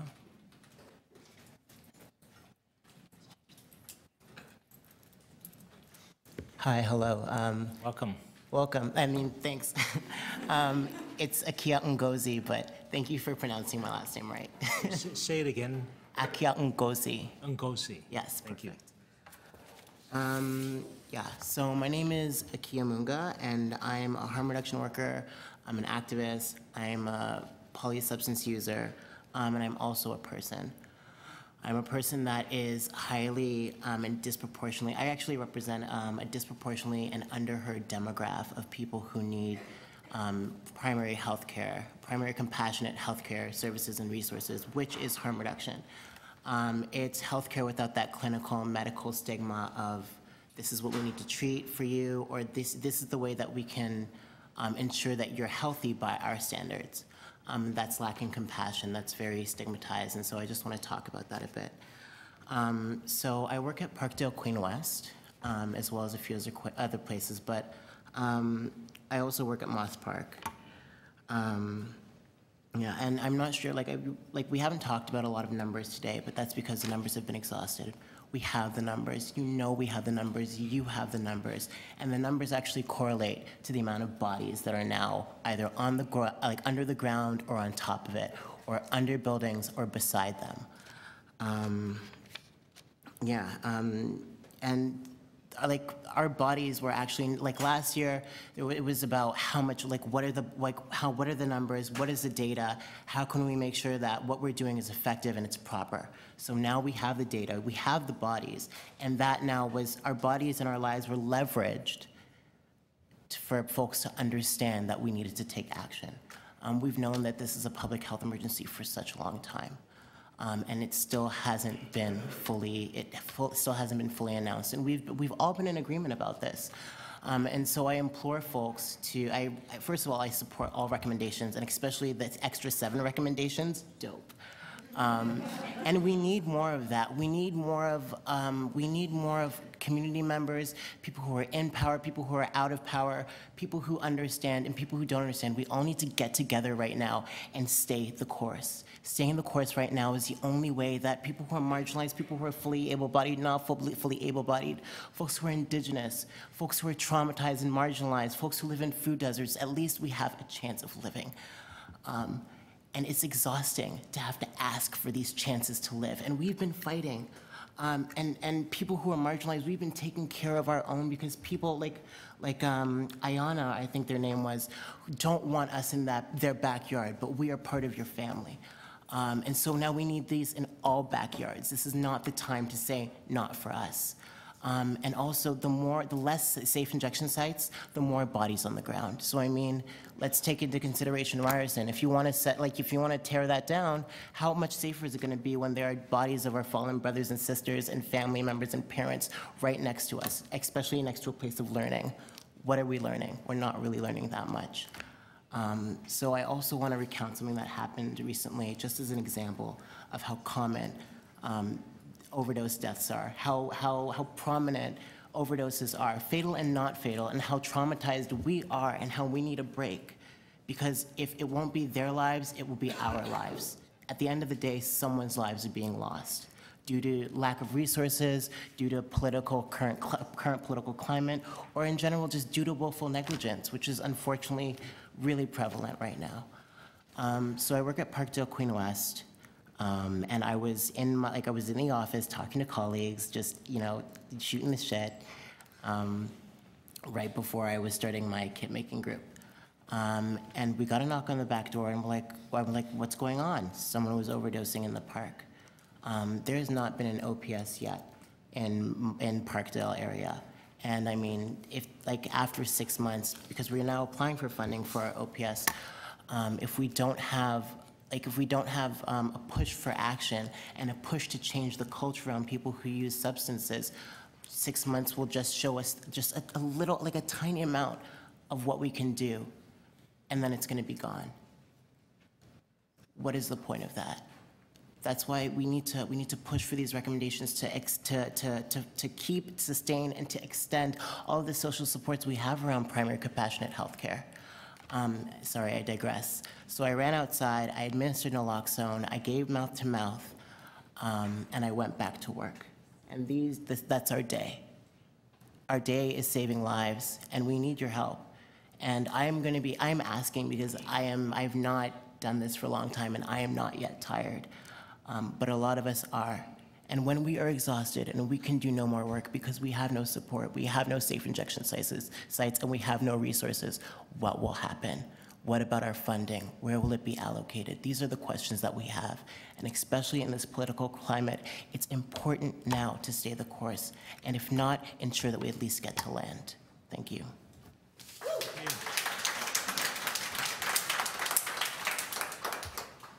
Okay, that's it for presentations. We now move on to questions from the board to our medical officer of health and staff. Are there questions? Councillor Cressy. Thank you. I have a series of questions, so I'll try to keep them brief. So Eileen, you said last year in 2017 there were 303 recorded overdose deaths in the city of Toronto? That's correct. And what was it in 2016? In 2016, it was about 186. 2015, 137. And do we have a sense in the last 15 years how many deaths due to overdose have taken place in the city of Toronto? So when we look back at our data, that takes us back as far as 2005. And so between the period of time 2005 to 2017, there were just over 1,600 opioid overdose deaths in Toronto. And it's accelerating, clearly. Yes. Now, as a point of comparison, though I'm always loath to compare a crisis to another, compared to the peak of HIV and AIDS when it comes to number of fatalities, in what year in the city of Toronto did we have the most number, or in Canada, I should say, did we have the most number of deaths due to HIV and AIDS? Yeah, so it's difficult to make comparisons. It's interesting because with respect to HIV and AIDS, we have a much longer time horizon to look at and a different set of circumstances. But in respect of HIV deaths in Canada, at the height of the AIDS crisis, that would have been 1995, and there were just under 1,800 deaths across the country associated with HIV infection. So just under 1,800 in 1995. How many deaths across the country last year due to overdose? Across the country last year, we don't actually have final numbers, but as I understand it, the estimates from the Public Health Agency of Canada are suggesting it will be in the range of about 4,000. Okay. Supervised injection and overdose prevention. How many sites do we currently have in the city of Toronto? So at this stage of the game, you would have heard one of our deputants was actually discussing the number of supervised injection services and overdose prevention sites. So right now, in respect of that which is operating and that which has been approved by the Ministry of Health and Long-Term Care, 4 supervised injection services and 5 overdose prevention sites. And of those 5 overdose prevention sites, correct me if I'm wrong, 3 are open and 2 are waiting to open, is that right? That's my understanding as well. So the Works is the city-owned and operated site, whereas the others are partnerships with agencies and others. How many visits did we have to the Works in the first, since it opened in August, so not even a year? So you're right, our site at 277 Victoria at the Works opened last August, and since that time, we've seen over 12,000. Over 12,000. How many deaths? None. None. How many deaths due to overdose in any site in Canada? 0. Okay. The work to date, we've talked a lot in the past around naloxone distribution. Do we have a sense how many naloxone kits have been distributed in the last year and a half? So in terms of naloxone kit distribution, this is an area of activity that we've been actively engaged in for a number of years. And it's been increasing as a result of the circumstances. So from 2011 to 2016, over 7,000. In 2017, we distributed almost 4,800 naloxone kits. And this year alone, about 3,300, just under 3,300 kits. Sorry, so from 2011 to 2016, we distributed around 7,000 kits. But in the last year and a half, we've distributed more than that, more than 7,000. Okay. Correct. Staff training. We called previously to have all frontline City of Toronto staff, including in libraries and TCHC and others, to be trained in overdose awareness and prevention. How many staff have been trained to date?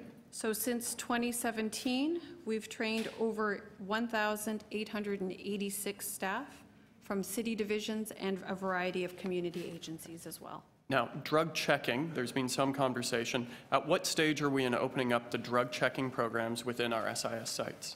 So we're just in the process. So one of the programs that's funded through the ministry is to actually have some drug testing strips. There have been some technical issues in respect of launching that program, but we're just about to get going with that.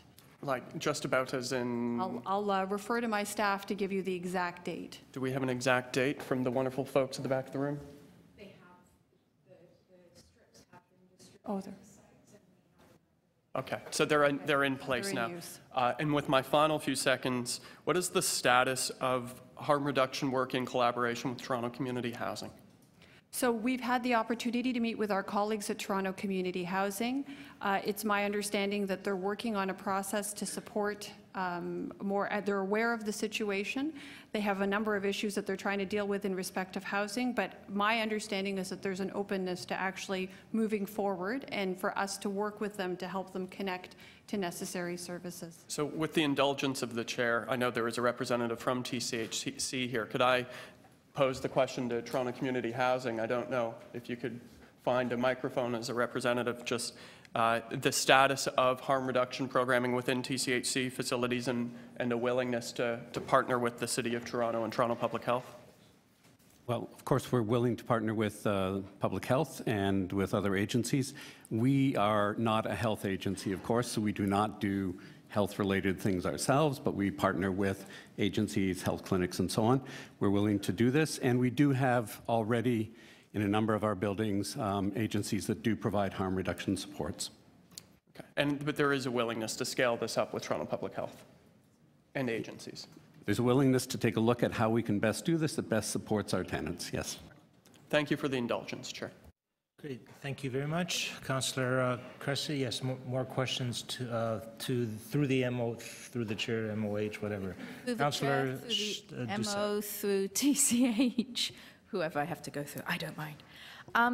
Thank you for answering Councillor Cressy's questions. So TCH is willing to have public health trained staff on a safe way to dispose of drug-used equipment and actually have your staff, the trained staff, implement removal of these equipment on your sites, whether it's in your stairwell, whether it's on your green space, you are prepared to do that with training?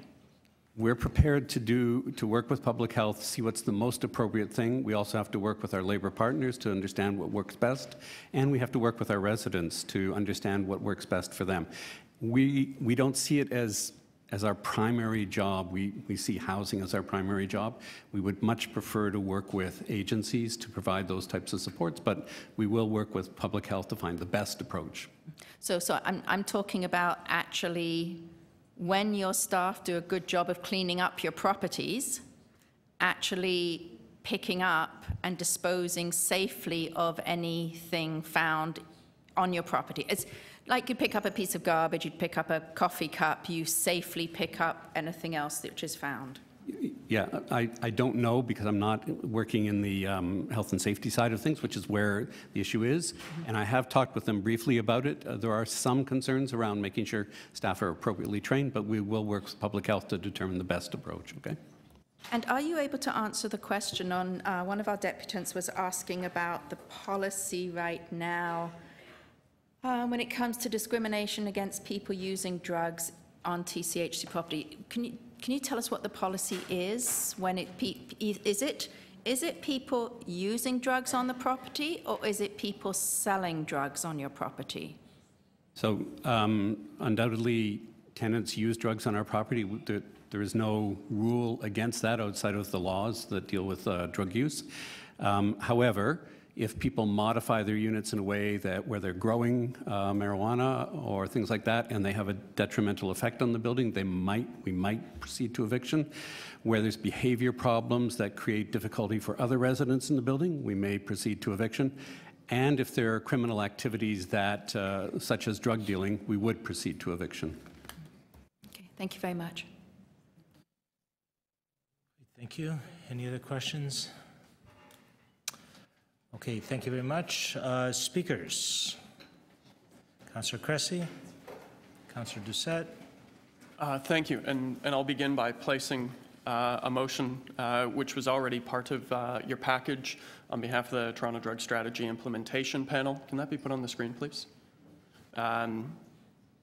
And this is a motion from the Toronto Drug Strategy Implementation Panel, specifically calling on the Board of Health and City Council to reaffirm its support for the comprehensive evidence-based response to the overdose crisis, and as well for Council to call on the Province of Ontario to continue its support and its response to the crisis. Let me begin by, and the third, you'll forgive me, is to forward our decision to all other Board of Health agencies in the province. We've talked about this a lot.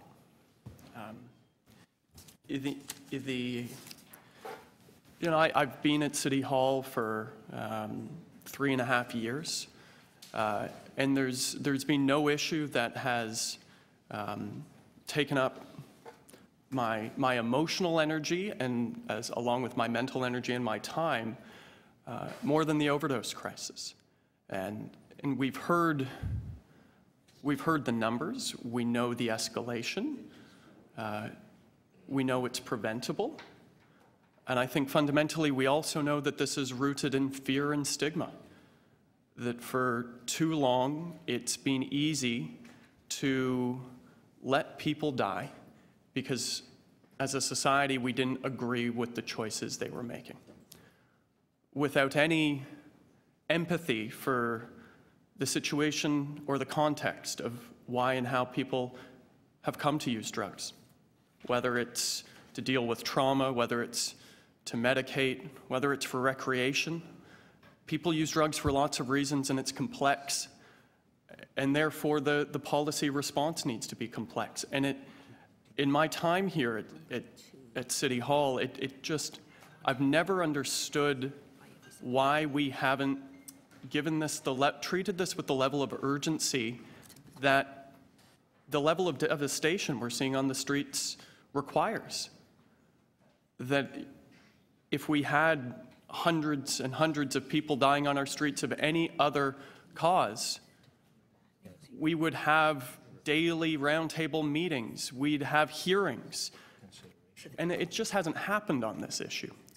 And I do think that 10 years from now, we'll look back on this, hopefully having turned the tide and put forward a proper public health approach to drug use. I think we'll look back on this as we looked back on the early days of the HIV and AIDS crisis and said, how were we so foolish?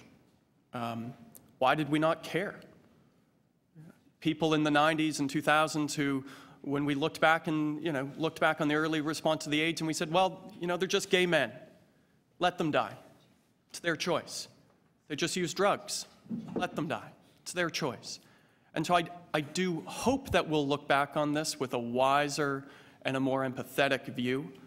I'm worried in today's landscape that fear may take a front seat again, which is why I think it's more important than ever that we as a city step forward proudly on the side of evidence, on the side of public health, and on the side of compassion. And to that basis, I would just conclude my remarks. I had remarks. I'm not making them, actually. I threw them away. I would conclude by thanking our City of Toronto staff for the staff within Toronto Public Health and the Toronto Drug Strategy Secretariat. Susan Shepard and her team, along with Jan Houston and our Medical Officer of Health, who in the city have been working day in and day out to do exceptional work. As a municipal jurisdiction, we are among leaders in North America on this file. Not that it's ever enough, but we are, and they should be commended for that. And to the volunteers and frontline harm reduction workers, both those paid and those who should be paid, for their courage. The folks in Moss Park, and everybody now knows when you just say Moss Park who you're talking about, but the folks in Moss Park put up a tent when it was illegal to do so. And they did that to save lives. They had to break the law to save lives. And for that, they should too be commended, because there is a history and a legacy of civil disobedience in the side of justice going back generations. And they've carried that on. And in 10 years' time, I hope we look back with pride and thank them for what they've done as well. And now we will take this forward, and I hope towards a more enlightened and evidence-based response in this province and in this country. Thank you. Thank you. Councillor Doucette. I too have a motion, and some of this is based around what we've heard today, and some of this is based around being a city councillor who has some Toronto community housing homes in my ward. So I'm requesting that the Medical Officer of Health work with Toronto Community Housing to train their staff on the safe disposal of drug use equipment and have them actively participate in the safe disposal of the equipment. We also request that they also train the staff on overdose training, and this training comes from public health. Good people to come from training. And also, I also pulled one of the items connected to Toronto Community Housing, urgently review their current policies on discrimination against people using drugs and implement a moratorium on evicting tenants based on drug use during the opioid poisoning emergency. So first of all, I do support this report. It is a good report. As you've seen and you've read, through our library board and through our Toronto Public Library, we have been diligently training our staff. I'm on the library board. In fact, I'll be there at 6 o'clock tonight. So I understand what the training is, and I know that when someone wants to do drugs, they go to a place they feel safe. And libraries are one of those places they feel safe. So we felt it was very important to get library staff understanding this. We obviously, as we've heard as well today, we want to encourage people not to take drugs alone. That, I think, is one of the big educational pieces we have to get out there. Parks and Rec as well, we've been training them, giving them this training, and it's the same training I am looking with TCH. I've heard they're on board and everything. We just have to make sure we do this. We help their staff. People feel safe around their homes. They feel safe maybe going into a stairwell, maybe going behind a building. We need to make sure that the staff also feel comfortable with the right training, with the right equipment to dispose of anything they find, because we have a lot of children living in our TCHC buildings. And the last thing I want is for children to pick up something they shouldn't be picking up because they're wondering what it is, or It's got to be picked up. In my ward, I know our TCH staff are brilliant at keeping the properties clean, and to me, part of picking up paraphernalia is cleaning your property, making it safe. So that's basically my motion. I want to thank everyone for coming out and speaking today. I think I speak on behalf of the board, we really appreciate when you do come out. I apologize that you have to seem to be coming out quite often to show us your support, but your support really helps us when we have to move things through City Council. And in the next 4 years, we have to move things through the province. So we do appreciate you coming out. As I say, we apologize you come out so often, but we do really need for everyone to hear that it's not just us coming up with these ideas. It really is what's going on in our city, and we want to be there to save lives, to help people if they want to get off drugs, have that harm reduction program there for them, and you educate us every time you come out here as well, so I really appreciate that. And I'm going to end on that, so thank you. And I do support Councillor Cressy's motions as well. Very much. Councillor Doucette. Councillor Layton to speak. Thank you very much. I'll just say, and my thanks to the Medical Officer of Health and to Councillor Cressy for putting the motion forward and for having this item on the agenda. I think now it's more important than ever to make a couple of very important statements, and that the direction that the City of Toronto has taken in the Toronto Overdose Action Plan is the right direction and to save lives. It's the right direction to protect our communities. And I think in the brief time we've been able to actually activate this strategy, we've demonstrated that it works. And by having these motions forward, it sends a very clear message to the new government in Queen's Park that not only is the city supportive of this approach to saving lives and to addressing the crisis that we're facing, but we're prepared to fight for it. And I think that that's a message that we need to send to them, and we need all of you to send to them. And we're going to be in an incredibly difficult fight from this point forward. Every inch, every dollar, every permission is going to involve us pushing harder than we've ever pushed before to ensure that we can continue to save lives in this way. And I think it's important to acknowledge that that while we may have made gains in the last couple of years, those gains are under significant threat from Queen's Park. And so I'd urge all of you to, with the same resolve and drive that you push this City Council in the right direction, to double up on your efforts, to talk to your colleagues, to speak to your friends, to your family members, to those impacted by this crisis and those that have not yet been impacted by the crisis. If we don't continue to act, we all will be more directly impacted by this. We need all of them to stand up and stand with us in this fight. And I hope that the last part of Councillor Cressy's motion about activating other boards of health to this same end, I hope that they'll take that seriously, and I hope that the message will come through Alpha. I think our Medical Officer of Health is a great emissary that we can send out to the rest of the province to say we need everyone else to step up and fight the same way that the City of Toronto is. Thank you. Thank you very much, Councillor Layton. I'll just add a few comments of my own, unless someone else wants to speak. I do have one motion, and I'll just start by thanking the deputants.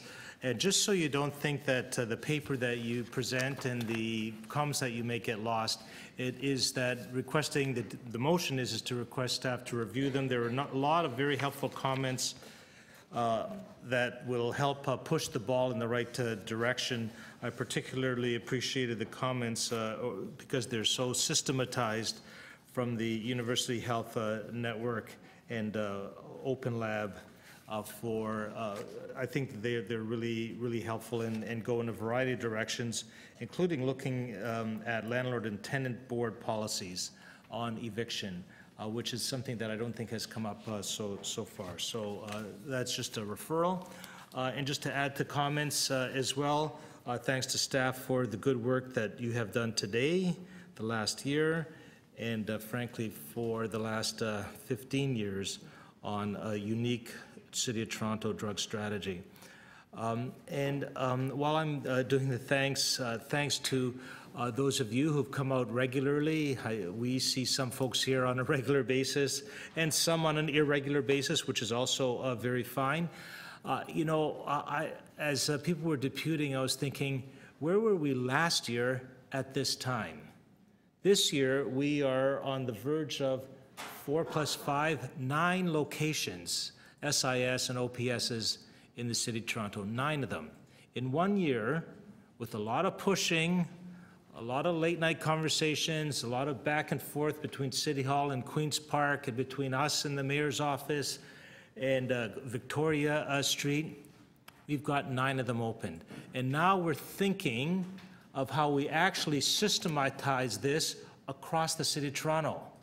Wow, that's good. That's good. Where do we want to be next year at this time, just before the federal election? We want, frankly, to have every CHC have an application in or be somewhere along the path. We want to make this part of the, as someone said, the normal process of healthcare service delivery. That's what we want. But it's going to be a big rock. I think Councillor Layton hit it on the head, given some of the comments that the party that won power in the election a couple of weeks ago. I quite agree that we are going to be in for a ride. However, judging from the movement that has been created, the movement that is centered and includes health professionals, frontline workers, users, elected officials, City Hall staff, public health staff, that we've created quite a network of support that is based on good science and strong compassion. And that, I think, at the end of the day, this too shall pass. And we're looking to creating converts, perhaps in unlikely sources, either willingly or unwillingly, to continue the work that has begun here. I note as well that that number 3 is when you, that's the one that pushes the boundary beyond what we've ever seen here in the City of Toronto. This is the number 3 from staff. Urge the Ministry of Health and Long-Term Care to support a managed opioid program. That's what we need. We really need that desperately right now in the City of Toronto. BC has it, other jurisdictions have it around the world. We need to do some work on this here in the City of Toronto. That's the frontier. The best defense is a good offense. That's what we want, and we should push really hard for that in my submission. And I look forward to a report coming forward next week that also pushes us to go up the river around asking the question, well, how does a 21st century country manage drugs? Is it something that we should continue to put in the totally illegal category, or is there a way that we could see that there's greater health and greater wisdom in putting it into the decriminalized category? And that's a question that I think we'll address next month. Okay, so we're ready to vote. Is there anyone that needs any of these items parceled out? Just simply indicate. Okay, as a package, recorded vote. All in favor: Stacey Berry, Ashna Bowery, Mike Layton, Angela Johnson, Sarah Doucette, Joe Mihevc, Joe Cressy, Paul Nagpal, Councillor Shan, and Peter Wong. All in favor, none opposed. Thank you very much. Thank you very much, everyone, for coming to this. So we're adopting it. That's adopt as amended, the whole package. The whole package? The whole package, yeah. Too many motions. Yeah.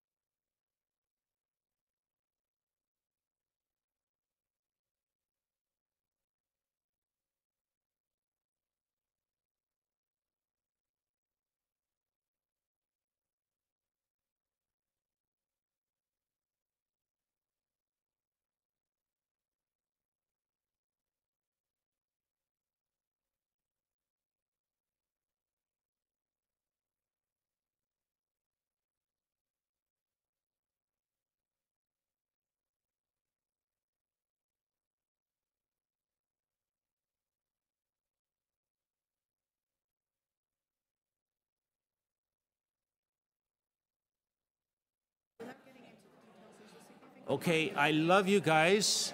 You can hug each other outside and...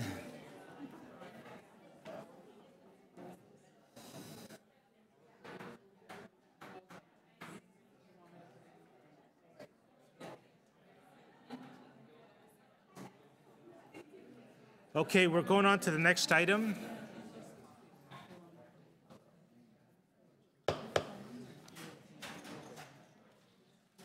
The next item is number 4. We have 2 items left, folks. We can do this. The next item is 2018 Toronto Public Health Budget and Provincial Funding Enhancement for Cost Share Mandatory Programs and Services. I'll pass the floor to Dr. Davila, who has a short presentation on the matter. Thank you, Mr. Chair, and thank you, members of the board. We do have a short presentation, which I believe is being called up for you, but I'm going to start even as those slides are getting called up. So at the last meeting of the Board of Health on April 16th, I did advise the Board of Health that we had received a letter from the Minister of Health and Long-Term Care, which outlined a funding announcement of a 2% base funding increase to all boards of health for the provision of public health programs and services. And I had undertaken to the board at that time that I would provide further update as details became available. On to the next slide, details have come forward, and we did receive confirmation from our provincial colleagues in respect of a funding increase. And as indicated on the slide, the Ministry of Health and Long-Term Care indicated an increase to Toronto Public Health's base funding for cost-shared mandatory programs of 2% in 2018. And as also indicated on the slide, about 1.4 million of that increase was approved through the 2018 budget process, leaving another $1.1 million, or 1,112.5 thousand, as indicated on that last point on the slide, of that increase available to address emerging public health needs as a result.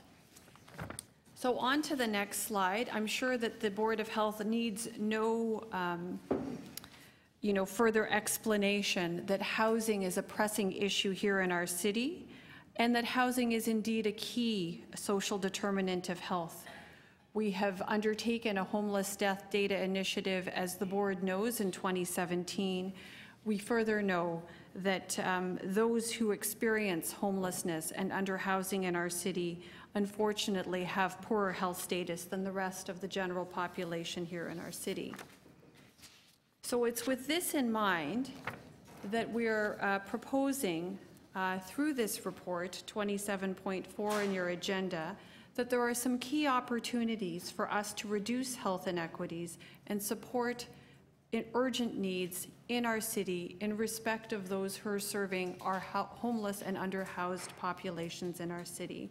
And in this slide, and through the report in greater detail, you have a list of the kinds of services that we're proposing in order to address urgent needs that are currently being faced by those who are experiencing homelessness and underhousing in our city. So on the list, we're proposing that we take on a few more outreach workers to support outreach endeavors in our city, much of which has to do with the opioid overdose crisis in our city, which you've just heard quite a bit about. We're also proposing that we provide greater access to safe disposal of harm reduction supplies. We're recommending infection prevention and control in shelters, or providing greater support from Toronto Public Health in respect of infection prevention and control in shelters and respite centres. We would also argue that there is a need for better collection of health data in respect of our populations that are experiencing homelessness and underhousing, so that services and programs can be better oriented to meet their needs. We've proposed activities to increase access to healthy and nutritious foods for those who experience homelessness and underhousing in our city, and as well extra resource for supporting communications. So with that, there are much greater detail provided in the report. I'm happy to take any questions, but suffice it to say that the overall recommendation is that we're putting forward to the board and recommending that the board make a request to City Council to increase the 2018 operating budget of Toronto Public Health by $904,000 gross, in order to make these opportunities that we've articulated happen. And this would be at a $0 net to the city in order to leverage the Ministry of Health and Long-Term Care funding enhancement for 2018. We see this as an opportunity to truly supplement the city's investment, and you'll know that City Council has put forward a one-time investment for 2018 to support needs in the shelter and housing system. Here is an opportunity I would suggest for us, here as a board, and for Toronto Public Health to respond to health needs of homeless individuals, and in terms of supporting our shelter system colleagues. I would encourage the board strongly support this recommendation. So I'll leave it with that. And thank you, Mr. Chair. Thank you very much. Just for the board's notice, we did meet as a Board of Health Budget Committee this morning. And yes, it was quick, but we did do a review of the whole presentation as well. Are there any questions of staff on this? I have one question, and that is oh, we have one deputation. My apologies. We do have one, and that's Reina Slobodian. Thank you. Sorry I missed you. My bad.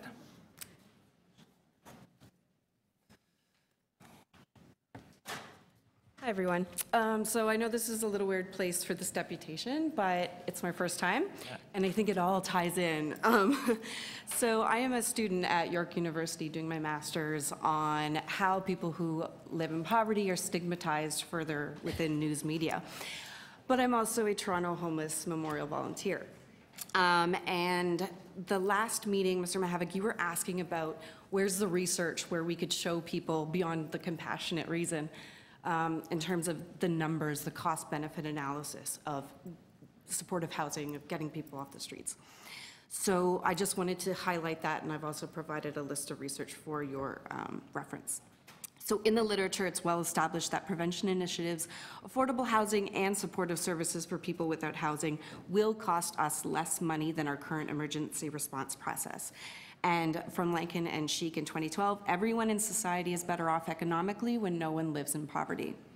To give you two national examples, in a cost savings analysis in Halifax, they found that a savings of 41% per homeless person could be achieved by investing in supportive housing. People who are homeless with severe addiction and mental illness cost the public system in British Columbia an average of $55,000 per year.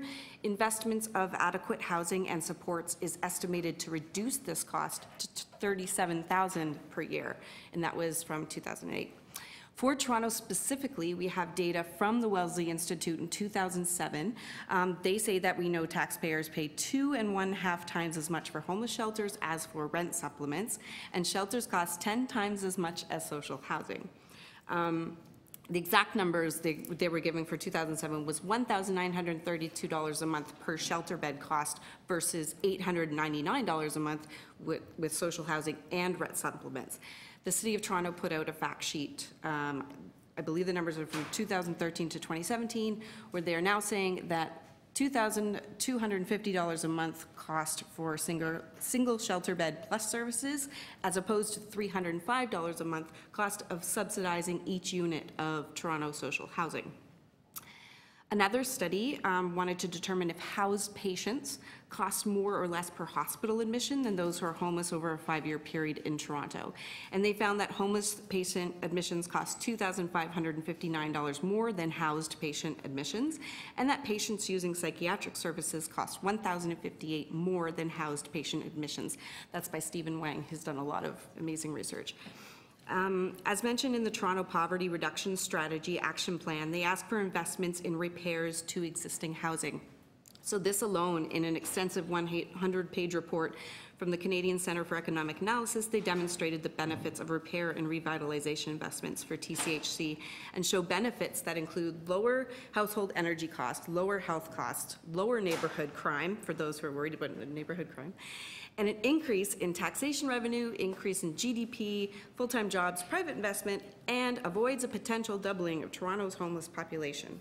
And that's 2015, the Canadian Centre for Economic Analysis. The Safe Streets Act, which was introduced by the PC government in 1999 under Mike Harris. Not only is the criminalization of poverty costing us money, but it's also barbaric. The Safe Streets Act from after it was imposed from 2000 to 2010, over 67,000 tickets were issued for an amount of over $4 million. The fines paid back by people who were ticketed, who live in poverty, was about 8,000, so you're still looking at over $4 million. Then if we include the costs to the Toronto Police Services of issuing those SSA tickets, we're looking at close to $5 million to keep people in poverty and to not get a return on any investment there. Unfortunately, we keep voting in politicians on the municipal and now at a provincial level who keep sweeping these issues aside. They're not fiscally responsible, and in fact, they're keeping us from reaching our financial potential in society and actually end up costing us more money and lives. Because of the lack of prevention initiatives, affordable housing, and social supports, myself and my colleagues have to add more names to the Homeless Memorial every month. We had over 100 deaths last year, which is unacceptable in a wealthy city like Toronto. I think it's absurd that we have to show people who don't get it the cost savings analysis of helping others, but here we are, and it's needed. Some of you have been fighting to prevent homeless deaths, and thank you so much for that. Today, I would like to see if there's any actionable steps that can be taken on how you might be able to use this research to move things forward, or if you're like, Raina, this was completely useless, why are you here today?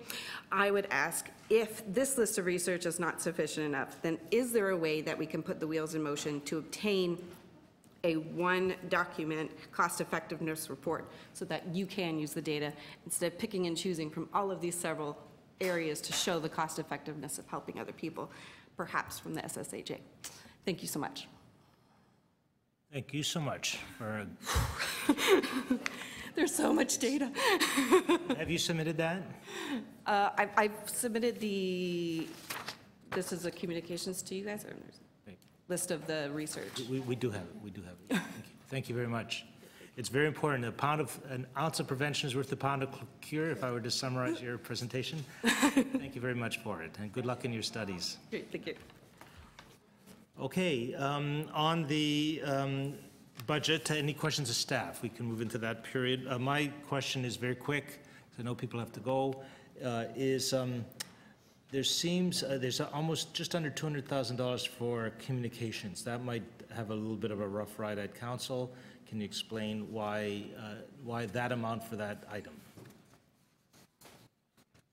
So yes, I can. So in fact, that includes one FTE to support important communication work so that we're able to describe to our residents and frankly to other agencies and partners that which is being done.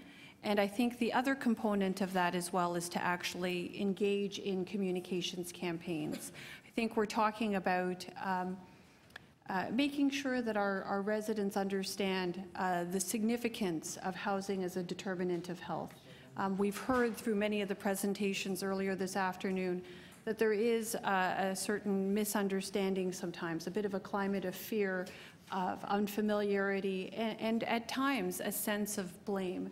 And I think that having important campaigns and appropriate communications campaigns that explain exactly what is happening and how people may find themselves in circumstances through no fault of their own will go a long way towards garnering support from residents throughout the city for the important work that is being done to serve homeless and underhoused individuals.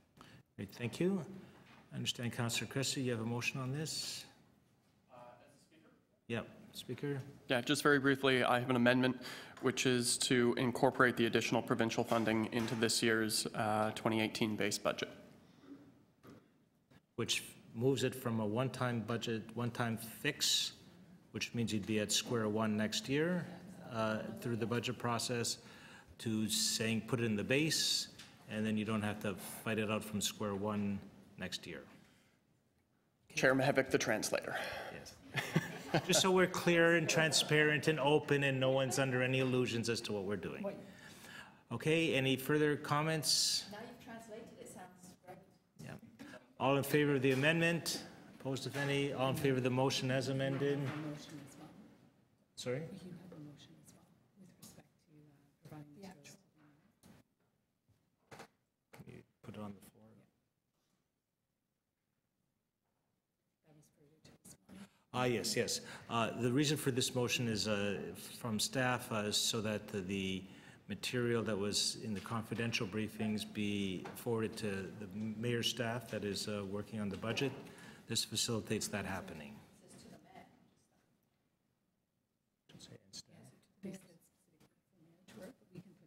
And mayor, to the mayor's office, to the mayor's office. Okay, leave it at that. Okay.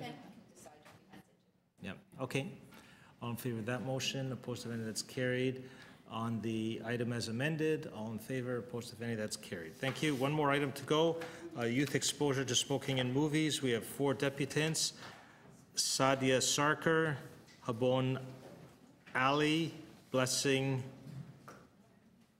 McKaynor, and Candy Lauren. It looks like you're coming as a group. You are. Great. Thank you.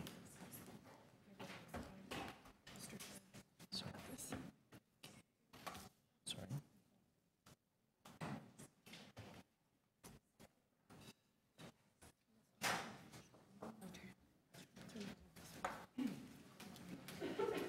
Thank you for waiting so long. I hope it was to your education and pleasure to see all that public health does. Or some of what public health does. Yeah, that's only the beginning.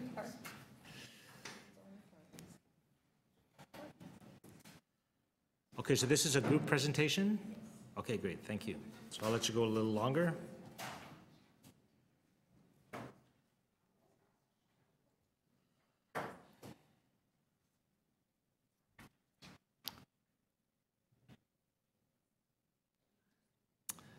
Take it away. Okay. Hello, Board of Health Committee members. Thank you so much for allowing us to speak here today. I'm Blessing. My name is Sadia. And my name is Haban. And we're from the Youth Health Action Network. And we're here to talk to you today about changing the rating in new movies with smoking in them to 18A. And this would have the effect of protecting and reducing youth smoking rates This would have the effect of reducing youth smoking rates due to exposure to on-screen smoking. So established by Toronto Public Health and receiving support from the Smoke-Free Ontario strategy, Youth Health Action Networks brings together youth from the ages 16 to 24 to take action on tobacco prevention issues and also health issues in the city with a common goal of targeting these two issues. And we also, generally, our activities span from raising awareness to advocating for healthy public policy. Briefly, some of our activities that we've done in the past include deputing at the Toronto Board of Health regarding the harm of hookah smoking. We've also created a Hookah to Take Action toolkit, and we've collected signed petitions from people to raise awareness about the harms of smoking impressions in movies and the need for an 18A rating. We've also spoken to MPPs about this issue and about the harms of smoking in movies and its dangerous effects, especially in child and youth-rated movies. So research has shown that smoking imagery has a significant effect on youth and is directly linked to smoking in adolescence. In 2014, approximately 86% of youth-rated movies in Ontario had images of smoking. This is extremely high when compared to the United States, who in the same year only had 53% in youth-rated movies. Smoking in movies remains one of the last avenues for the tobacco companies to advertise their products to children and youth. Youth are targeted by the tobacco industry as a future customer base. It is alarming that the tobacco industry is the only industry in which half of its consumers die through its intended product use. According to the Ontario Tobacco Research Unit, at least 185,000 children in Ontario today will become commercial tobacco users due to the exposure of smoking imagery in movies. This will cost the healthcare system $1.1 billion and an estimated 59,000 premature deaths due to smoking-related diseases. Ontarians have shown strong support to rate films with smoking imagery to 18A. One of the Youth Health Action Network initiatives included asking Toronto residents to sign petitions to support this cause. Together, we collected over 200 signatures. We met with MPPs Ivan Baker, Brad Dogood, Sue Wong, Peter Tabbins, and former Premier Kathleen Wynne. As of May 2018, this petition has been read in Queen's Park 49 times by 22 MPPs across the three parties.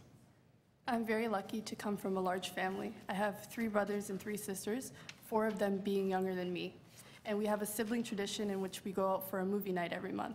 And one of the movies I was really looking forward to watching with my youngest 6-year-old brother was Alice in Wonderland. And when I remember sitting through the movie and seeing a lot of smoking imagery and just being concerned, because had I had this information beforehand, I probably would not have chose that movie for them. The Youth Health Action Network is not asking for censorship, but rather assigning a rating of 18A for new films with smoking imagery. Currently, the 18A rating is reserved for films that contain explicit violence, frequent coarse language, sexual activity, and/or horror. The Ontario Film Review Board does not currently consider smoking imagery when assigning a rating to films. We would like to take this time to also commend Councillor Joe Mihevik and the Board of Health on their continued leadership on tobacco control. And we also want to acknowledge the efforts and the work of the Board of Health and Toronto Public Health for supporting the Ontario Coalition for Smoke-Free Movies. As the Youth Health Action Network, we have 3 asks of the Board of Health. The first ask is that they endorse action on smoke-free movies to reduce youth exposure to on-screen smoking. Our second request is to request the Minister of Government and Consumer Services to designate movies with smoking and tobacco product placement an 18A rating. And our third and final ask is to forward their decision to the Ontario Film Review Board for more information. On behalf of the Youth Health Action Network, we would like to thank you for taking the time to listen to us and giving us this opportunity to debut on issues that we find important as youth. Thank you. Thank you very much. Are there questions? Councillor Layton. Yes, thank you very much. Thank you so much for bringing this forward. I think that that it coming from youth and being youth-focused is pretty critical to our decision-making here. I heard it in the first speaker's statement. I'm sorry. Blessing. Thank you. Is it new movies or all movies? New movies. New movies. Okay. I think that that's not clear in the motion itself. And I think it probably should be. Just that. I Googled it real quick. I Googled it real quick, and the first one that came up was Pinocchio. I kid you not, Pinocchio smokes in Pinocchio. Yeah, someone does. And so I just, there's some movies that if we were to lose, that they just, not that smoking was a critical part, but if to take the Breakfast Club out of young people's, so I'll speak to it. Okay, I've added the word new in number 2, just to be thankful. Other questions? I have a question. I'll tell you, since I put this, what I thought, simple motion on the floor of the Board of Health, and it got public, folks on early morning talk show have been saying, what, the government now wants to regulate movies in this way as well? And kind of the nanny state argument. When you hear folks say, some of your colleagues say something like that, how do you respond? Like, when is it appropriate for us as the Board of Health, you as public health advocates, to say it's important for the government to regulate, and when do you say it's important for government to stay out of another industry's business? Why is this different to you? That's a wonderful question, and I think that's a question we get often when we do community outreach. But I think it's important that we state that we're not really looking for censorship. When she stated the fact that 59,000 people will die from smoking-related diseases, that's hard to visualize, but 59,000 deaths, that's equivalent to the number of individuals in the territory of Yukon. That's a significant number of people. So, and when we look at these films we often watch as a group, and we have like smoking, movies with smoking in them. We have film nights and we watch these movies, and we see that the depiction of smoking in these movies isn't that of reality. It doesn't show the long-term effects. It doesn't show the effects that come with smoking. You're just simply shown that cool character, that sort of they smoke and they're the hero and they're the superhero of the film, but it doesn't really show the real life effects of tobacco-related diseases, which is the #1 preventable health disease in the world. So I think it's important that it's something the Board of Health focuses on as a critical issue, because it is something that's going to affect us. It's something that burdens our healthcare system, and it's something that's easily preventable. Thank you. Thank you. Good answer. Hey, any other questions? Okay, we'll take it in. First questions of Medical Officer of Health. I do have a quick one. Is there any research out there on the number of dollars that the movie industry gets from big tobacco? Must be very lucrative. That's an excellent question. I would imagine that it is, but I admit I don't have that figure. We're happy to go and look that up for you. I'm not sure if my colleagues from the Youth Health Action Network might know that. Doesn't look like it right now. Okay, secondly, is this a Toronto-only initiative, or is this initiative also happening elsewhere? No, this is an initiative that is in fact happening elsewhere. There are a number of jurisdictions around the province that have active youth groups leading this charge, similar to our colleagues in front of us here. Great, thank you very much. Okay, to speak, Councillor Doucette. First of all, oh, sorry, it looks like we have one more deputant. Oh, sorry. We missed someone. Oh, Candy. All right. Okay. Thank you very much, folks. I thought I had captured everyone, but I didn't. I'd like to say, not part of my speech, but I'm very proud of City Council for what they're doing with the injection sites. I fully support that. Okay, have a seat. I'm sorry, yes. Yeah. You forget how short I am. And we'll give you 5 minutes. I'm sorry I can't feel the same way about this. I know that the young people's hearts are in the right place, and I only wish that my mother had had that point of view when she was their age, because she just died from smoking. She was 89, but her sisters were in their mid-90s. They didn't smoke. And that was just 6 months ago. So I would like to say from the beginning, a future where nobody smokes could not come soon enough for me. I have never smoked, despite the presence of both parents smoking daily at home, which makes me statistically, I hear, 3 times as likely to smoke. The absence of this 18A film rating to shield me from being corrupted by now Voyager's famous cigarette lighting scene, and Groucho Marx, et cetera, as the gentleman mentioned.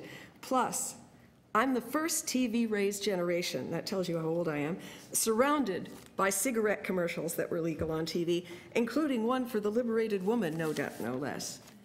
It seems the idea of having something in my mouth lit on fire just did not grab me. But movies grabbed my imagination very young.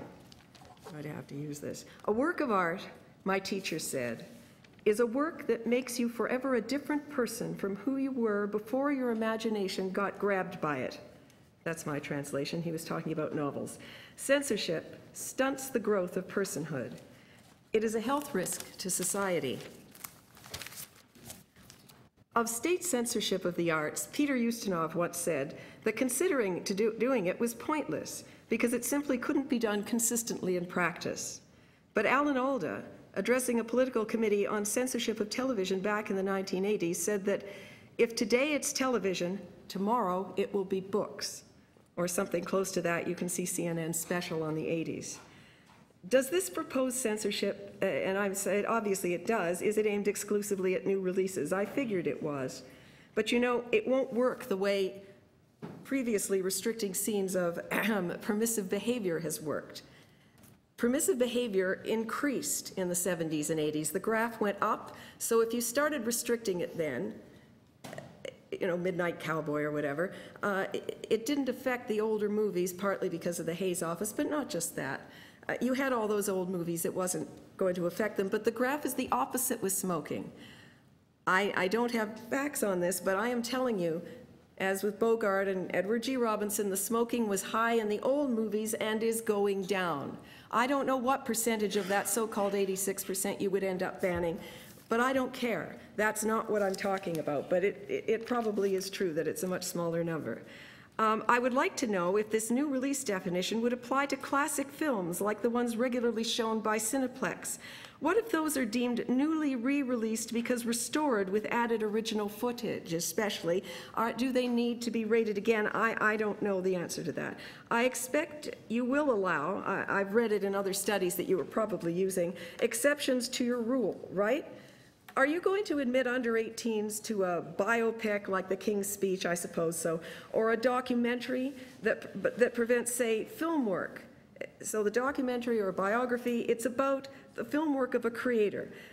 The creator whose creative work in film is now off limits to those same teens. They can see the documentary. Are you going to cap the length of the film clips from the films they're not allowed to see in this documentary? I don't know. These are questions that I have. And have you perhaps, have you weighed the risk that to those teens you're talking about, your well-intended measure just might look, being inconsistent, a bit hypocritical, or at least dithering, or at least strange? I'm merely asking. I believe, of course I'm not a scientist, that the biggest impact on teens not smoking or stopping smoking is dating. It is getting way harder nowadays to pitch oneself as the solo smoker half of a couple. I imagine, I don't date teenagers, but this is what I hear.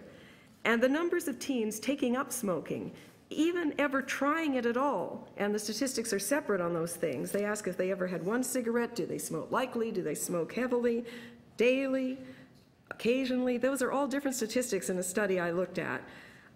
All those numbers have been plunging for the past 2.5 decades. I'm talking about teens. The average overall is staying the same, and that says something about how much adults are smoking. Of course, they do become adults. But without this problematic measure, this has been plunging since the mid-1990s, when the peak numbers of teen smoking apparently were. There's a professor here in Toronto at the U of T. Candy, could you wrap it up, Candy? Sorry? Give us your best final statement. It's 5 minutes. Oh, all right. Took a little longer Best than I thought. final one. If I can, all right, I will skip that, but can I have a little bit longer, just a few Not really. seconds? Your top Well- best sentence. We're going to have quorum problems in about 3 minutes. I can, of course, write it up and deliver it to people, I suppose. That would be great. That would be helpful. All right, well, I'll try to, all right, well, I was going to say, I do have some problems with the science, but since I'm not a scientist, I would refer you to people like Paula Kaplan, that they don't have control groups and such. I believe that there's not enough, someone was talking about public education with the other things, with the drugs. I will never believe that there's been enough funds on public education of this, at least in Toronto, until every person, when asked what is the most widespread harm from smoking, the first harm, and everyone says cancer. It is not. It is damage to the circulatory system, which is pretty much like the damage from diabetes. And until people answer that, you have not spent the money that you should on public education. You should not be doing this. I could mention, I'm sure you know, and I don't really have to mention, all that they can watch these films anyway because they have all these devices and other things, and you are going to drive them from the theaters where they can't smoke now.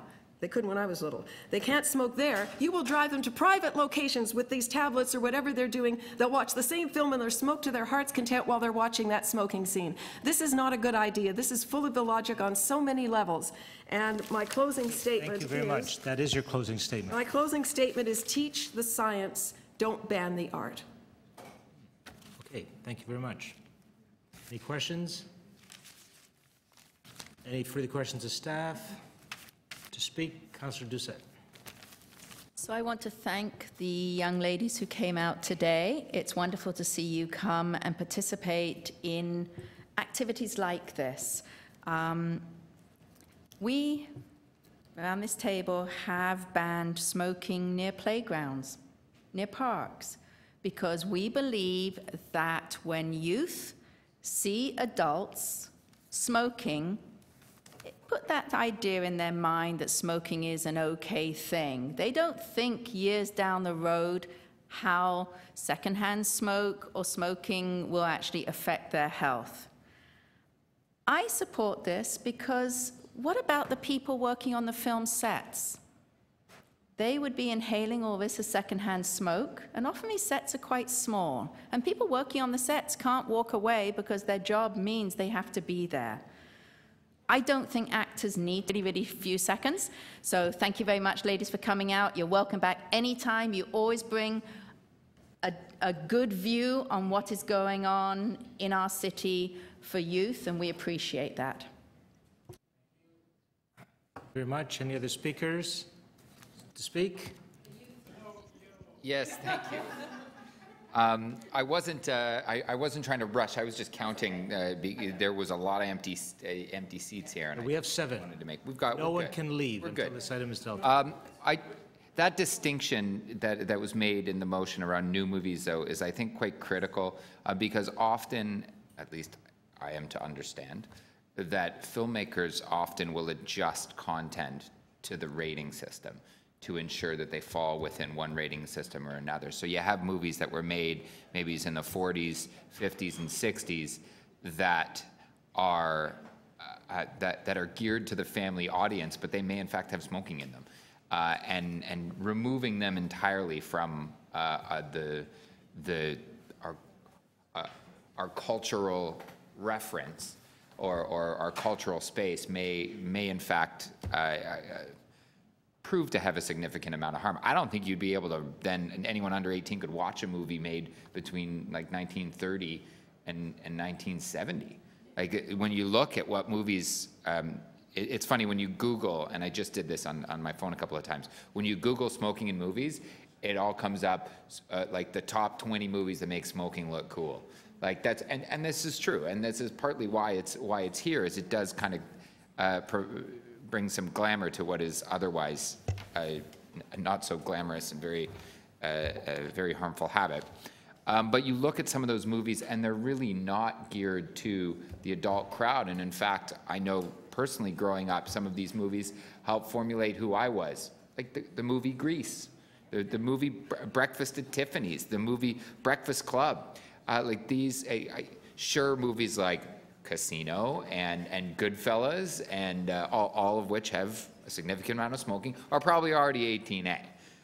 But there are some of these other movies that I think carefully go on that line of simply part of our popular culture that shouldn't be lost completely because they were made at a different time and there were significantly different norms at the time. You look at some of the other activity in movies like that, and perhaps we'll reference issues like cultural sensitivity and the understanding of sexuality and tolerance and race. These all changed quite dramatically, but we're not going back and taking those out of circulation. But the new movies that are made to a different standard today. So with that change, I was a little hesitant for that motion number 2 at first. With that change, I think I'm made a little bit more comfortable. And filmmakers should be attentive to this because they are in fact and can impact young people's behavior and choices, and we should therefore try to ensure that they have the community's public health in mind. Thank you. Just add a few comments. When I was much younger, we had a smoking rate of 50%, and then we said, you know what, you can't smoke in hospitals. Then we said you can't smoke in schools. And that brought it down to less than 30, down in 40, down to 30. Can't smoke in professors' tutorial rooms. Then about 23 years ago, we tried to restrict it in restaurants. And it was a war. And I'll tell you, there is such a thing as big tobacco. And big tobacco is figuring this out the same way we're figuring it out. But they're not figuring it out to the same conclusions. They're trying to figure out how they can maximize revenue for their product. And it's not an accident that they put it in the movies. And the figure, I don't know what the figure is, but I'll bet you $1 to a donut they're paying the movie industry big bucks to portray a certain lifestyle and a certain way of being. And what this does, it's not actually censorship, it's actually a buyer beware sticker. So those of us who are more sensitized as parents might say, you know what, if we can choose movie A or movie B, we're gonna go with movie B and tell the industry, not cool, not a good thing to do. That's all that this does. It tries to shift the barometer, shift the meter in a different direction away from every second film now on that we, every second, not 86% of films now have smoking in them. That's absolutely unnecessary. If they were true to the smoking rate, it would be 10, 11% of movies would have smoking in them, because that's the percentage of people that smoke. So they're doing it for strategic reasons as big tobacco, and we, for strategic reasons, in conjunction with other public health bodies across Ontario, the Canadian Lung Association, many a jurisdiction in the United States, including many a senator in the United States, is on board with cleaning up this piece. That will help bring those statistics from just over 10% in the case of Ontario to under 10%, which actually is something that we as public health are struggling to do. So that's why I'm encouraging you to support this. Any last speeches? Okay, all in favor? Opposed, if any? Oh, with the, sorry, there's an amendment of the new in there. So as a package, all in favor? Opposed, if any? That's carried. Thank you very much. We are adjourned. Oh. If I could just have your signature. Yeah, okay, great. Thank you. We are adjourned. Thank you. Okay, thank you.